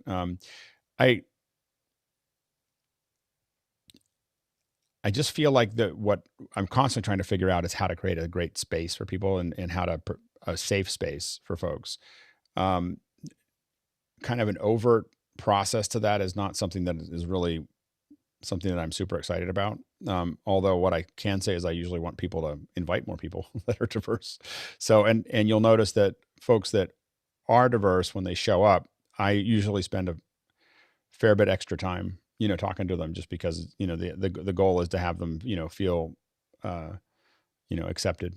So I think that those are things we're doing. I don't know if I'd build a whole hour on it, but I definitely, it's definitely something I'm conscious to. Go ahead, John, and then John Idelson, and then John Preto. Yeah. I mean, how to be proactive, and maybe if it's a second hour, there's so many people who watch for months before they do come onto the panel or try to, and these are people who really have a low barrier of entry. So maybe there's a way that we could say on this hour, we're going to really encourage people who wouldn't feel comfortable being on the panel because they don't feel their technology is right, or they don't know where they fit in. We would proactively, as individuals, try to get those people. I've tried to encourage people to be on. They get intimidated. So they go, and it may take them a long time before they'd be brave enough to go into a panel. But if we said in this second hour, we're going to be a little more gentle. Well, I call that the pre-show and the post-show. And there's a lot of different people that show up for those. It's an entirely different group of people a lot of times that are coming to the pre-show or the post-show. And that's exactly what they're kind of, suddenly people pop open their windows and they come on, people who would never be on here. So it's, that's part of the use of that, I think. And I know we're kind of going into the weeds here, but John Preto and then Roscoe, and then we'll move on. I get the same feedback.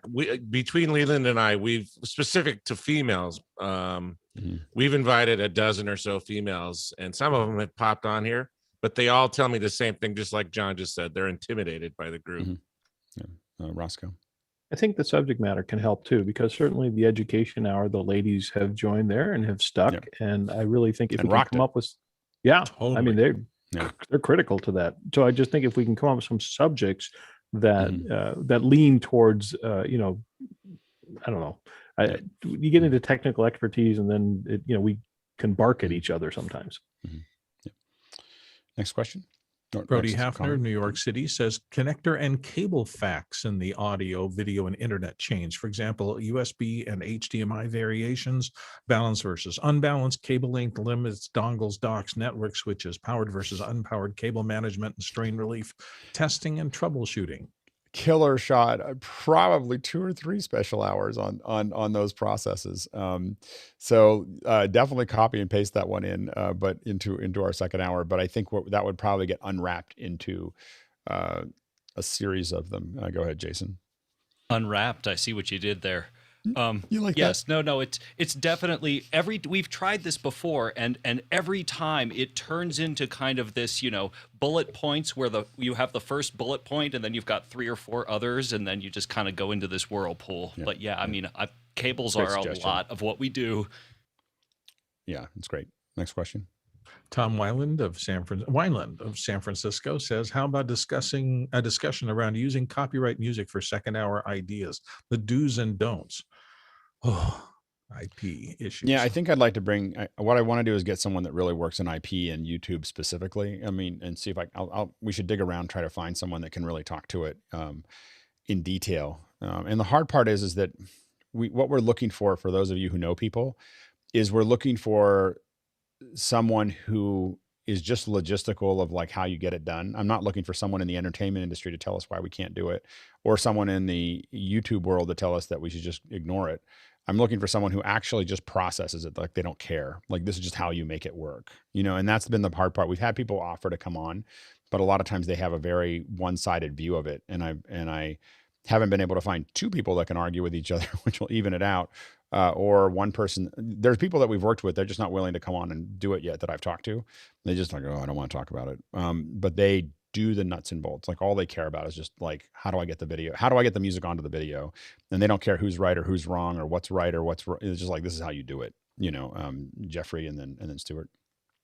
I have a friend in the Los Angeles area. He wrote a couple books. Gordon Firemark. He deals more on the podcasting end of things, but I could definitely ask him to come on and talk about copyright in media. Well, I'm not really interested in. I mean, I think that what I'm trying to figure out is how. I mean, from our perspective, is just how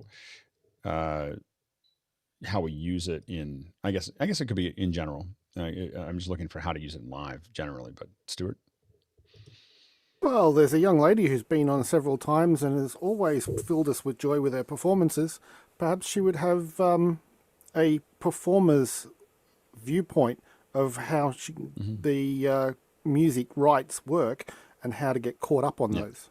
Yeah. Sky. And then on a bigger umbrella concept of that question is IP, intellectual property. So while music is one aspect of it, the concepts of owning an idea.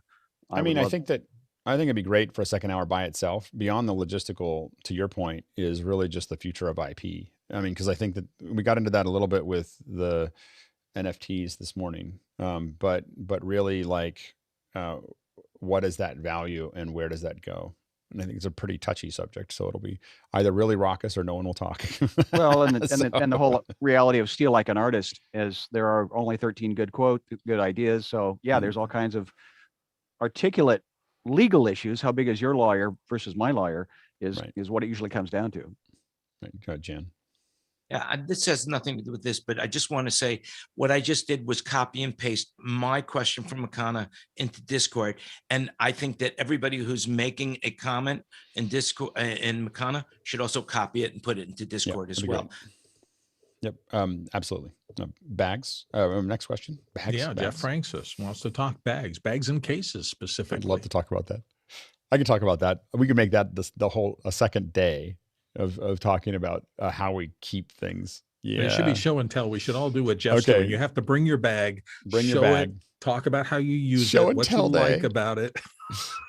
So I am absolutely certain that 1 hour will not be enough, but we could do an intro to bags and cases because I think most of us are really into it. So I think it's a great second hour. We should do that soon. All right, next question. Jeremy Harden of Portsmouth, UK says second hour idea, virtual production and live compositing. And you'll have to be more specific. Maybe you can ask that again if you're still watching. What you mean by that is like graphics compositing, or are you talking about virtual production with green screen and Unreal and so on and so forth, which is all fair game. And there's probably two there. Live, like the things you want to do for graphic elements for your live production is probably a second hour. And then the other second hour is digital sets and Unreal and things like camera tracking and those types of things are probably great. I've been trying to get Matt Workman on, and he keeps on saying yes, and then he keeps on not responding when I give him a date. So we'll see if we can. I'm going to keep on working on trying to get Matt to come on. He's the sharp end of the stick in the world right now, as far as figuring that stuff out. Like that, he is the guy, that's thinking about it more than anybody else in the world. So next question. Brody Hefner of New York City wants to dive into video codecs. What are their key features? Which ones are important to understand now? And what new codecs are anticipated on the horizon? Yeah, go ahead, Jason. Along those lines and from a high level, I think we end up with the following problem.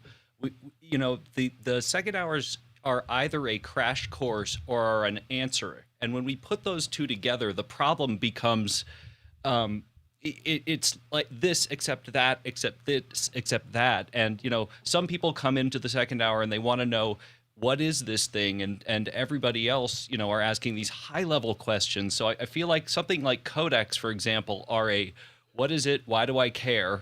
Crash course, and then a refinement. Well, I think we can talk about, I think that there's that 10 or 15 minutes at the beginning, that I think that I know TED Talks are like 18 minutes. What I'd really like to do is start for some of these, like a technical one, is for a couple of us to get together and build a deck that is 10 minutes long. That we just kind of like, here are the things that you want to think about with we open up the gate with that. And then we just open up to questions after that. And they're going to be all over the place. But I think that 10 minutes we're just going to give you a crash course on it that you can always go back and rewind. But it's just like with some nice little graphics and things like that. Go ahead, Roscoe. And Stuart. I think it just gives the audience a point of reference of this is what Yep. we're going to talk about, where we go with it. And when, we make codecs literally involves almost everything we do. So Right. yeah, it'd be helpful maybe to scope it a little bit, but I like the idea that the audience knows, hey, we're going to talk about codecs, and they don't know exactly what it's going to have. Well, happen. and also this gets back into that idea of let's give you a bunch of reference materials to look at before you get here. So, here are all the videos that, in a perfect world at some point, the video goes up on YouTube the week before. Like, this is what we're talking about next week. Like, so, because that could also attract a lot of other people who watch that video of, hey, in a week or 2 weeks or whatever, we're going to talk about this subject. Here's the video. Here's your study aid of what to think, how to think about it. And here's some other places to look. So people have time to kind of research that subject that they're interested in. And then they get here with a lot of questions, and maybe even new people join office hours to be part of that conversation. Go ahead, Stuart. While we would need to cover some of the history of codecs to explain why they exist and why they work the way they do, we would also need to decide which ones to not cover, because the range of codecs out there is massive. Perhaps also having a look at what the extra compression of a codec causes to things like background keys and what have you, because that can also create problems. Do we still have to talk about AVI? Can we leave that one? That's all I'm asking. Real player. Oh my gosh. Sky and then AVI is only a wrapper. Just to give you a weather report of what's going on over in Discord, the democracy is happening and the votes are coming in. So it's working. And it is important in Discord to voting vote up on. is happening. The second hour stuff is really important because it's how, like, if I see something with a whole bunch of votes, then I go, oh, we better put that in soon. Well, Go ahead, Bill. I'm bringing my marketing and saying, look over there. To Alex's point, that overview, listen, you have to understand what is an acquisition format versus a mezzanine codec for editing versus a distribution codec. If you don't have that box kind of ticked in your brain, you can spend hours and hours discussing the weeds of how a codec is built and not give anybody any useful information about what to do with these things. So I am 100% along the lines with Alex is some piece of information that sets the standards for how we're going to talk about it. Next question. Roscoe Jones is in with, which office hours shows have cost you the most in terms of cash or relationships? For me, it's just a steady drip. Like it's not any one. It's on any one show. Go ahead, Roscoe. I realize that's a little shallow, and what I should have said is what office hours has given you something that's really important to you. I love hearing what's important to different members of this panel because that's how you pick up little tips. Yeah, absolutely. And I'm going to start this now that we're in March. Sundays, maybe some more of these thoughtful ones where we're talking about like how to manage our time, how to do these other things, and we're going to start broadcasting to YouTube as well. So those will be yet another day we could program into a second hour. I said I wasn't going to do it, then I thought about it more, and I was like, okay, well that'd be the perfect place to do that thing. So anyway, just that second hour, and the rest of it will be just Q&A. Next question. Jeffrey Powers is up next in Madison, Wisconsin. He's shaking his head. He's like, you told me we weren't going to do that. Anyway, show and tell to make your job better. Duct tape, a gaffer's tape second hour. We don't use duct tape around here. Well, I am totally in to a second hour about tape. So in the same realm of bags and cases, which I think we have to split bags from cases because I think we could talk for an hour about cases and an hour about bags. But I think that maybe Monday could really become kind of a logistics day where we talk about things like that. Like, I think Monday could become kind of the logistics thing where we talk about bags, we talk about things, we talk about load-ins, we talk about, those things could all be kind of and talk about support. We can talk about grip. Go ahead, Jeffrey. Well, that's a good subject. I'm talking more about how we're taking broken things and putting them together, making Band-Aid. Oh, you did mean duct tape. Yeah, I meant duct tape as in that, not as in what we're using. I wish I had taken a picture of when I fixed my wife's bumper with duct tape, and it looked just like from 10 feet away you couldn't tell, and she was like, I don't know if I should be impressed or so frightened. And I was like, I grew up in Appalachia, that's what we do. All right, next question. Charles Klein, second hour. What is your favorite piece of equipment? That's an interesting. Yeah. Favorite. It's so hard. it's a very hard one. That's but the you know, challenge. Like right? you just look around, you're like, what's the top of the pyramid for you? You have to think about that. Which child do you put forward? I mean, it's all right. Next question. Guy Cochran has popped in with how to cloud video switching. Ooh, I think a lot of people would like to learn something about that. Yeah, I think that I almost tried to schedule it for this Friday, and then I realized I need to make sure that everyone's going to be there. So one of the things that I want to do is make sure that Tucker and Guy and 1F Jeff and a couple of folks are available. And I really want to do an hour where we walk through setting up, very, very simple. We're going to set up 2 rooms in vMix in AWS from scratch. Like I just want to do and we're not going to talk about a bunch of other things. We're just going to kind of go through it and answer questions of like, this is what we needed and this is how we do it. And maybe even a real quick video that people can watch and then come and ask questions about it. But I think that before we really talk about how to take advantage of it, people have to understand how it actually gets done, you know, and I feel like that's it'll be a fun, so we'll work on that. Yeah. But I definitely agree that switching in the cloud will be something we should do sooner than later. Next question. Ooh, this one's going to be months. Ken Jordan, Epson UK, lighting. How to set up basic lights, what type to purchase, high to low priced, understanding how to bounce light, and so forth. Stuart. Yes, but add safety with shot bags and knowing Archimedes' law of levers, please.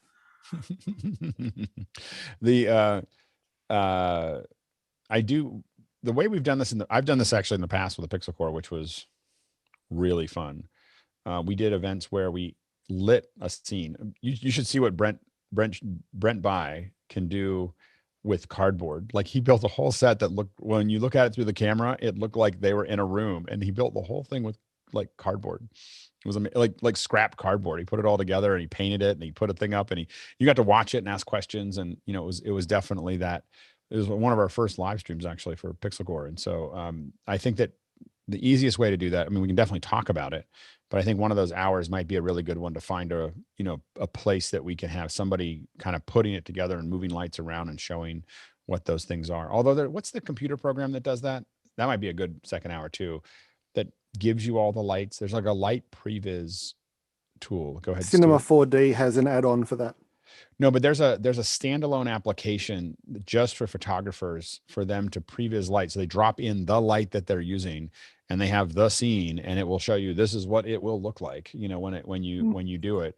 And I just can't think of the name of it, but that's an add-on for Cinema 4G. No, it's a special package you download with the light presets built in. But I'm saying there is an app that's like $50. It's called like Shot Creator, I think, or Shot something Pro. like that. Shot Pro. Shot Pro, yeah. It's a previs. That doesn't require anything else. It's literally just previs for photographers. Go ahead, Sky.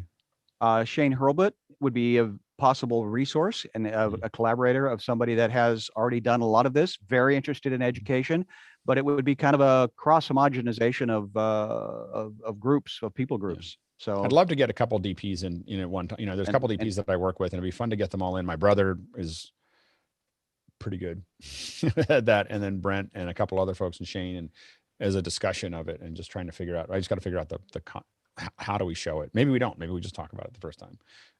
Next question. Paul Wallace of Austin, Texas, in and the group with Instagram adds new group live stream feature amid growing pressure from Clubhouse. Please comment. That looks more like a comment than a.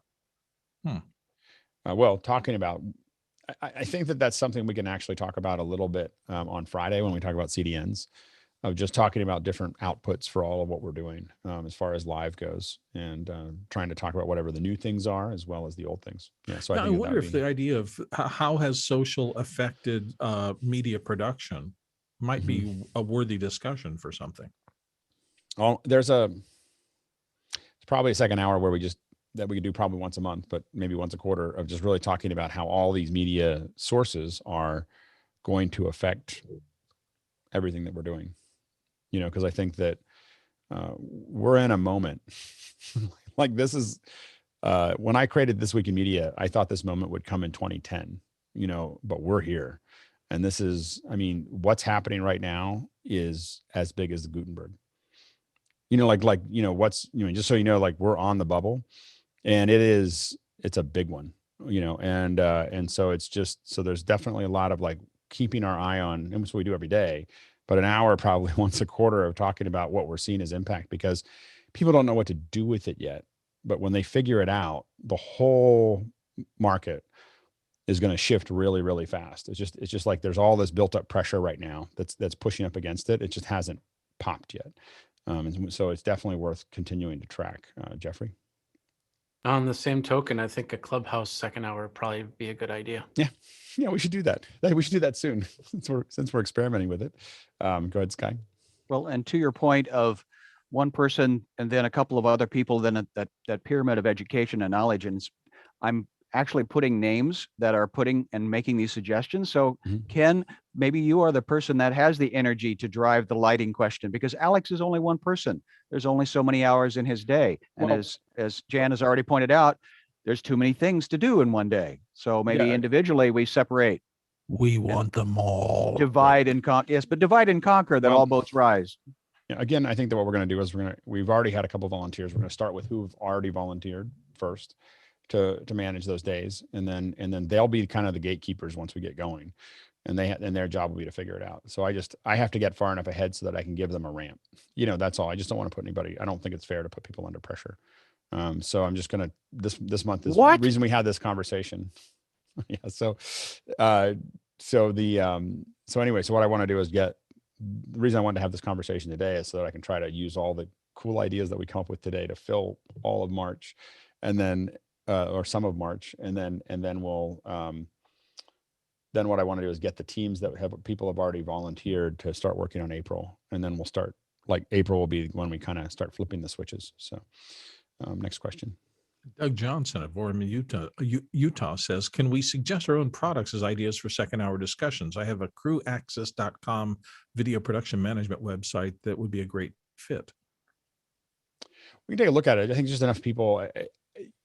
We haven't been super successful with people pitching things unless it's a really wide access, but we can definitely look at it. If you have something, definitely put it in there and people can vote on it as to whether they want to cover it. Jason and then Roscoe. I agree with you that it's hard to do this kind of a pitch. I can tell you that Doug's product's pretty cool and it's absolutely worth reviewing. Cool. Yep. Go ahead, Roscoe.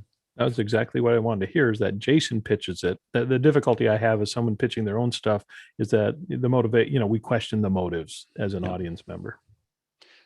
And I'll tell you right now that if you're in the panel, I'm much more likely to say yes than if you're, the hard part is we can have people join very quickly and then put stuff up. It's not that you're doing that, Doug, but I'm saying that the concern is as a model of pitching our own stuff that we may do, but for the one that you mentioned, in general, when I look at it, well, what happens when we start having lots and lots of people doing it where they just join and then say, hey, I want to do this thing.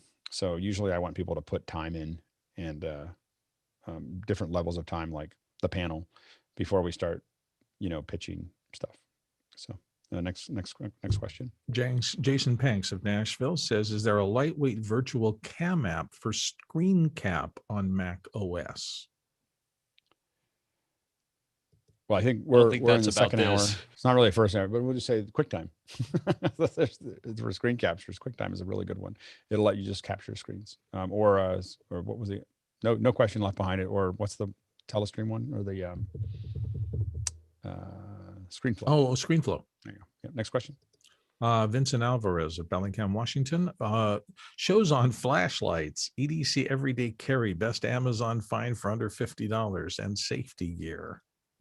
I think we could do, if people are willing to grab them, I think lighting systems, like crew lighting systems, whether they're flashlights or a lot of us use cables, like light cables that we put under our tables, things along the, but crew lighting, I think, would be actually a pretty interesting second hour. Go ahead, Stuart, and then Bill. Speaking as a Australian looking into American viewers, the term EDC probably should be removed from the lexicon because it has too many gun-related issues. Okay. Go ahead, Bill. I would say I'd be interested in a second hour that was on set. What's on your belt? What do you think is important enough? I love that. It's not everyday carry, but when you're going to go shoot, what do you want on you so that you don't make mistakes that you've learned over the course of time help you? Yep, absolutely. But to get back to the lighting feature with flashlights, I think definitely crew lighting would be a good one to cover. Next What's question. in your kit? What's in your kit? Right. Yep. Next question. Keenan Campbell of Princeton, Illinois says, has anyone benchmarked 13-inch Intel MacBook Pro and the 13-inch M1 MacBook? These are just regular questions. How did they get in? We had nothing but second hour when we started. People kept on watching. Well, these are possible. These are possible second hour Okay, questions. yeah, let's go. You have to read them in that context. But yep. Looking at them as talking about the differences to Keenan's perspective or to Roscoe's perspective, talking through benchmarks in general could be actually pretty useful. A reminder though, if you're putting these in the second hour, and we are going to get more strict about this, is to make sure to tag them a second hour. What we're probably going to do to keep this straighter is to probably not move things into the main thing if they're not tagged, as that meant you knew that you were tagging it for the second hour discussion. But to go back to Keenan's, I think that what he may be looking at is how do we have we benchmarked it, or can we benchmark it? Do we have enough people that have the variety of different computers to do that? Because it is hard for us to do by ourselves, because I have some Mac Minis that are M1s, but I don't have the 13 inches. So someone else might have those. So let's think about how we can compare and contrast those. We just have to figure out, there's probably a discussion on Discord about what are the test parameters. We're all going to open this file and do this thing, and how long does it take to render out of Resolve or Final Cut or something else like that on each one. Stuart? There's a ton of benchmarks for working out processor load and GPU load, but perhaps for a second hour, finding software that simulates our production workflows rather than just something that's saying how fast is the CPU or how fast is the GPU, but how much throughput we can generate while streaming. And that could be the kind of thing that we can do where we basically say that there's a Resolve file that everyone has to open and hit render, or there's a compressor file, or there's a whatever, that we're going to do the same operations across all of those. Go ahead, Jeff. And speaking about actual shipping products, not becoming a Mac Rumors prediction site. Yep. We just keep our second hour to actual shipping things. Yep. Roscoe? I think there's actual very practical things that we know, like basically, Jason, I think you'll agree, without this device, your M1s were not as useful. I mean, with until Otherworld Computing shipped this multiple output, especially because I have the laptop, my limitation on ports was extremely bad. Next question. So Charbuck says, so I guess it would be the usefulness of StreamYard, a second hour on how StreamYard functions. I think a second hour on StreamYard would be useful. So we should definitely look at when we can do that. Absolutely. Next question. Brody Hafner of New York City is up next with another tech topic for Alex Approach, which I like: low latency streaming technology, protocols, and use cases. So HLS, WebRTC, SRT, and emerging protocols. I can tell you right now that'll probably be a Monday night session, because the people that I know that do that won't get up that early in the morning. I think that's the kind of one that if we can persuade her to come hang out with us, Colleen Henry is the person that we should talk to about low latency protocols. She's probably one of the top 10 thinkers in the area. So next question. Nathan Nicholson of Wake Forest, North Carolina says, can we have a discussion about the desired timeline for producing a successful virtual event? For example, is there a point where you say, I can't take a gig because there just isn't enough time to do it well? That's a great one. And talk about what the complexities are, like the things you want to think about as you put that together. And because there's some that you could do tomorrow, and then there's other ones that need more time. Next question. Jim E. in Louisville says, our predictions for post-pandemic offices. Ooh, what will an office look like? Or post-pandemic, just, I would say, work, what is the work environment going to be like in post? We were talking about a little bit of that either in I can't remember whether it was the pre-show or the pre-show now, but we were talking a little bit about the issues of that a lot of companies just decided not to renew their lease, and now no one, they're like, figure it out, work at home, and giving some people budgets, some people not. And but if that's going to happen, what do people have to do to be successful in that area, I think is a really good one of just the future and also how to grapple with it. It's probably a good Thursday session because Thursdays are more of kind of the theory things until like, we're not going to try to bring in a lot of artists in March, but we will starting in April. So anyway, so we'll work on that. Next question.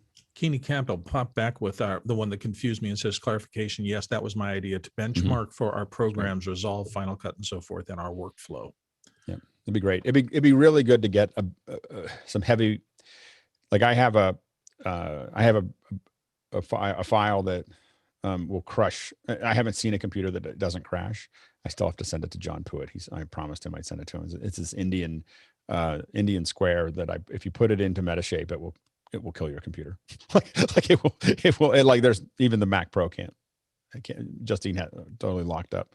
So it's so putting that in and seeing how far it gets is a good measure of. It's not whether it'll get through the project. It won't. It's just how far does it get before it turns off unexpectedly. And Micky. Yeah, just to add to that, like testing different codecs as well with the different chips, like you know how efficient ProRes is versus others. And the big thing is we have to. There's almost an hour of us defining what it is, and then another hour of us doing it. You know, like that's the thing is like how do you test it? Like you know, how do you? I think there's a whole hour in how do you measure the power of a computer, not the specs of a computer, but the power of of what that computer can do, or the dependability of it. Yeah, and do we know anyone here, like maybe Felipe or Peter? Do you guys have the ProRes card that comes with the Mac Pro? The little render card, and I wonder how that the afterburner. Is that what you're talking about? Yep. Go ahead, Charles. I have not used it myself. I've seen people that have it and they've tested before and after. It does make a difference. It does make a big difference. Well, right now it makes a difference with ProRes, but it is a programmable field gate array. So theoretically, there could evolve to where whatever kind of format you've got that you need to afterburn and throw through there. I mean, it's the red rocket dead then. Right. Like maybe ask people who have to use the red rocket as well. Like, does it make sense to still get one? Yeah, absolutely. Next question. Comes from Chris Reidner, Lafayette, Indiana. Workflows in low or no internet situations such as rural environments. That's interesting. Yeah, it's great. Like just I think in rural environments are good at just challenging environments. Like we can talk about how slow the internet is in Antarctica. Yeah, even in a big city, you can have terrible internet because for some reason you have to be in a park and the buildings are killing all your phone. Las Vegas. There you go. Las Vegas is horrible. Las Vegas during NAB, is there a worse environment? Just anytime I go to Las Vegas, there's just no cell towers. Jason. Yeah, I've done a lot of events, both, drone work, for example, like outside of Roswell, which is like hours from the Mexico border, but also, rural Maryland. So it's East Coast, but there's still nothing out there. Next question. Jeff Francis of Columbia, South Carolina. Pre-production planning. What work has to happen before show day? Yeah, it's a great one. Thinking through all the checklists and what has to get done. It really is. There's so many things that when you get started doing these productions, you just get caught into what we call into your horizon of events. So a lot of us, when we're producing stuff, we're talking about pushing that horizon events way out in front of you. So you can see that horizon off in the distance and you can get it done. And most people are living inside of their horizon of events when they don't have exactly what you're talking about, Jeff. Yeah, and that can be technical. That can be drawing out signal flow charts for your entire tech system. That can be presenters, remote presenters, planning all that stuff, prepping your talent, everything. That's great. That's great. Great suggestion. Next question. Charback says, second hour, have you guys experienced any usable or successful virtual events platforms yet? We can talk about it. I'm kind of waiting for Grant and Blue to finish what they're doing. But we can definitely talk about that. Next question. Second to last, Brody Hefner, New York City, have guests who are grappling with transitioning large groups to online interactive meetings. For example, somebody from Toastmasters, are they able to get virtualized? How do you find them, though? I mean, yeah, I mean, they'd have to kind of, I mean, a lot of people are grappling with that, and then they come here and they ask questions. So then we grapple with it together. Stuart? Just for what Roscoe asked, Toastmasters. I asked my sister-in-law. Done. There we go. Next question. Nathan Nicholson at Wake Forest, North Carolina. Panel suggestion on key areas to focus on in personal education. What key things should we make sure we are well versed in for the new world of event production, such as technicians and or production companies? That's a great idea. Like just talking about, and I think that separately from this, and someone should write it down because I'll forget it, is really having an hour talking about long-term trends. You know, that there are things that we should probably, that we can, you don't have to learn all of them, but we should learn some of them. And I'm trying to guide us towards that to some degree with, you know, right now we're doing a little bit of the Zoom OSC, which I think is a trend. I think that in, you know, building much more complex interactions. Nick Justin is going to come in and talk more about Unreal Engine. We were talking about Resolve as it relates to eventually HDR and surround. You know, we'll be talking more about AR.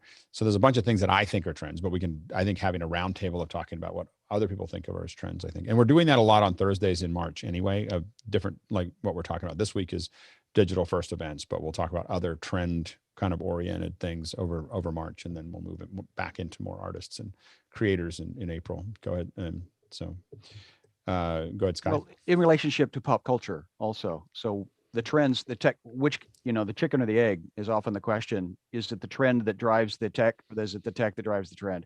You know, Steve Jobs says, I know what the people are going to like because I'm going to tell them. Winston Churchill said, you know, I know how history is going to be written because I'm going to write it. So it's looking forward and backwards. But generally, I think a lot of times people say that, but I think a lot of times it is that they can see something coming. Now, it may not happen when they said it, but you know, you can see something happening. And when you look at it historically, there's suddenly a bunch of bubbling around something. Like there was a bunch of bubbling around cars.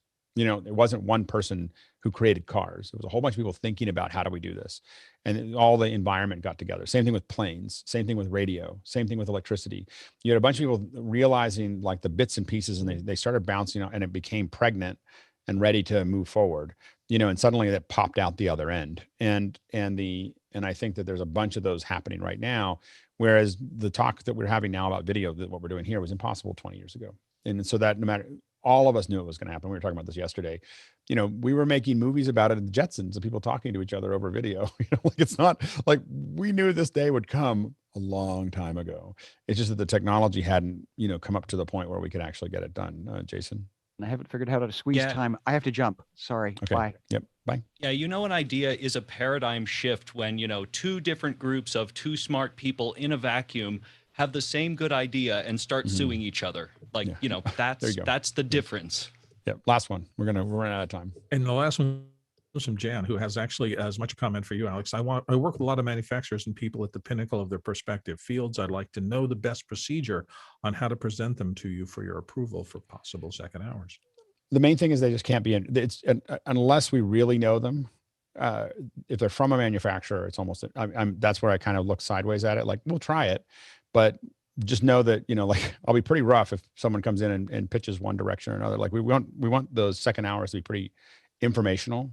That's the big thing that I'm always worried about is people who come in with something that they really want to press, because a lot of people don't understand how we work, and so you end up with it. Now that we will do that occasionally, but if they're and you know, you and I have talked about one person I think just doesn't have the time right now, but the and that one is interesting because they have so much practical knowledge, and so practical knowledge that they're going to share that isn't really about you know, that isn't trying to sell us their product. Like the reason we've brought people on like sound devices is because I know John and I know Paul, and I know that they're just going to talk about whatever we ask them to talk about. And we use a lot of their stuff, you know, and the same sense with Frame.io is that we all were really interested. So I was really excited to have them show us how this actually worked.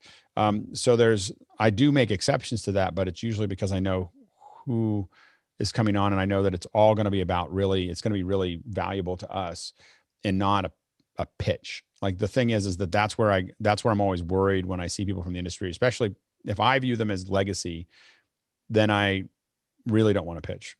Like, so that's the, like, so if I see them as a legacy format, I admit that it's very steep hill for me to want to talk about it, because if I've already moved past it, I'm not sure that I'm not interested in spending a whole hour talking. I'm happy to have them on and we can ask them a question or two, but spending a whole hour on it and dedicating time to it is because our slots. So once I fill this up in March, and once I hand this off to the teams, the slots will become extremely competitive, because once it's not me just trying to figure it out, we're going to be booking 6 to 8 weeks out. And the only thing that matters is whether is it higher in priority than the other 8 things that could go into that day.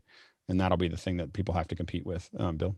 And then back to Jen, and then we'll go. Having done users groups for decades with these kind of people coming in, I can tell you what made the difference between good ones and bad ones. The good ones sent people who had an agenda to tell you why their features were better than everybody else's.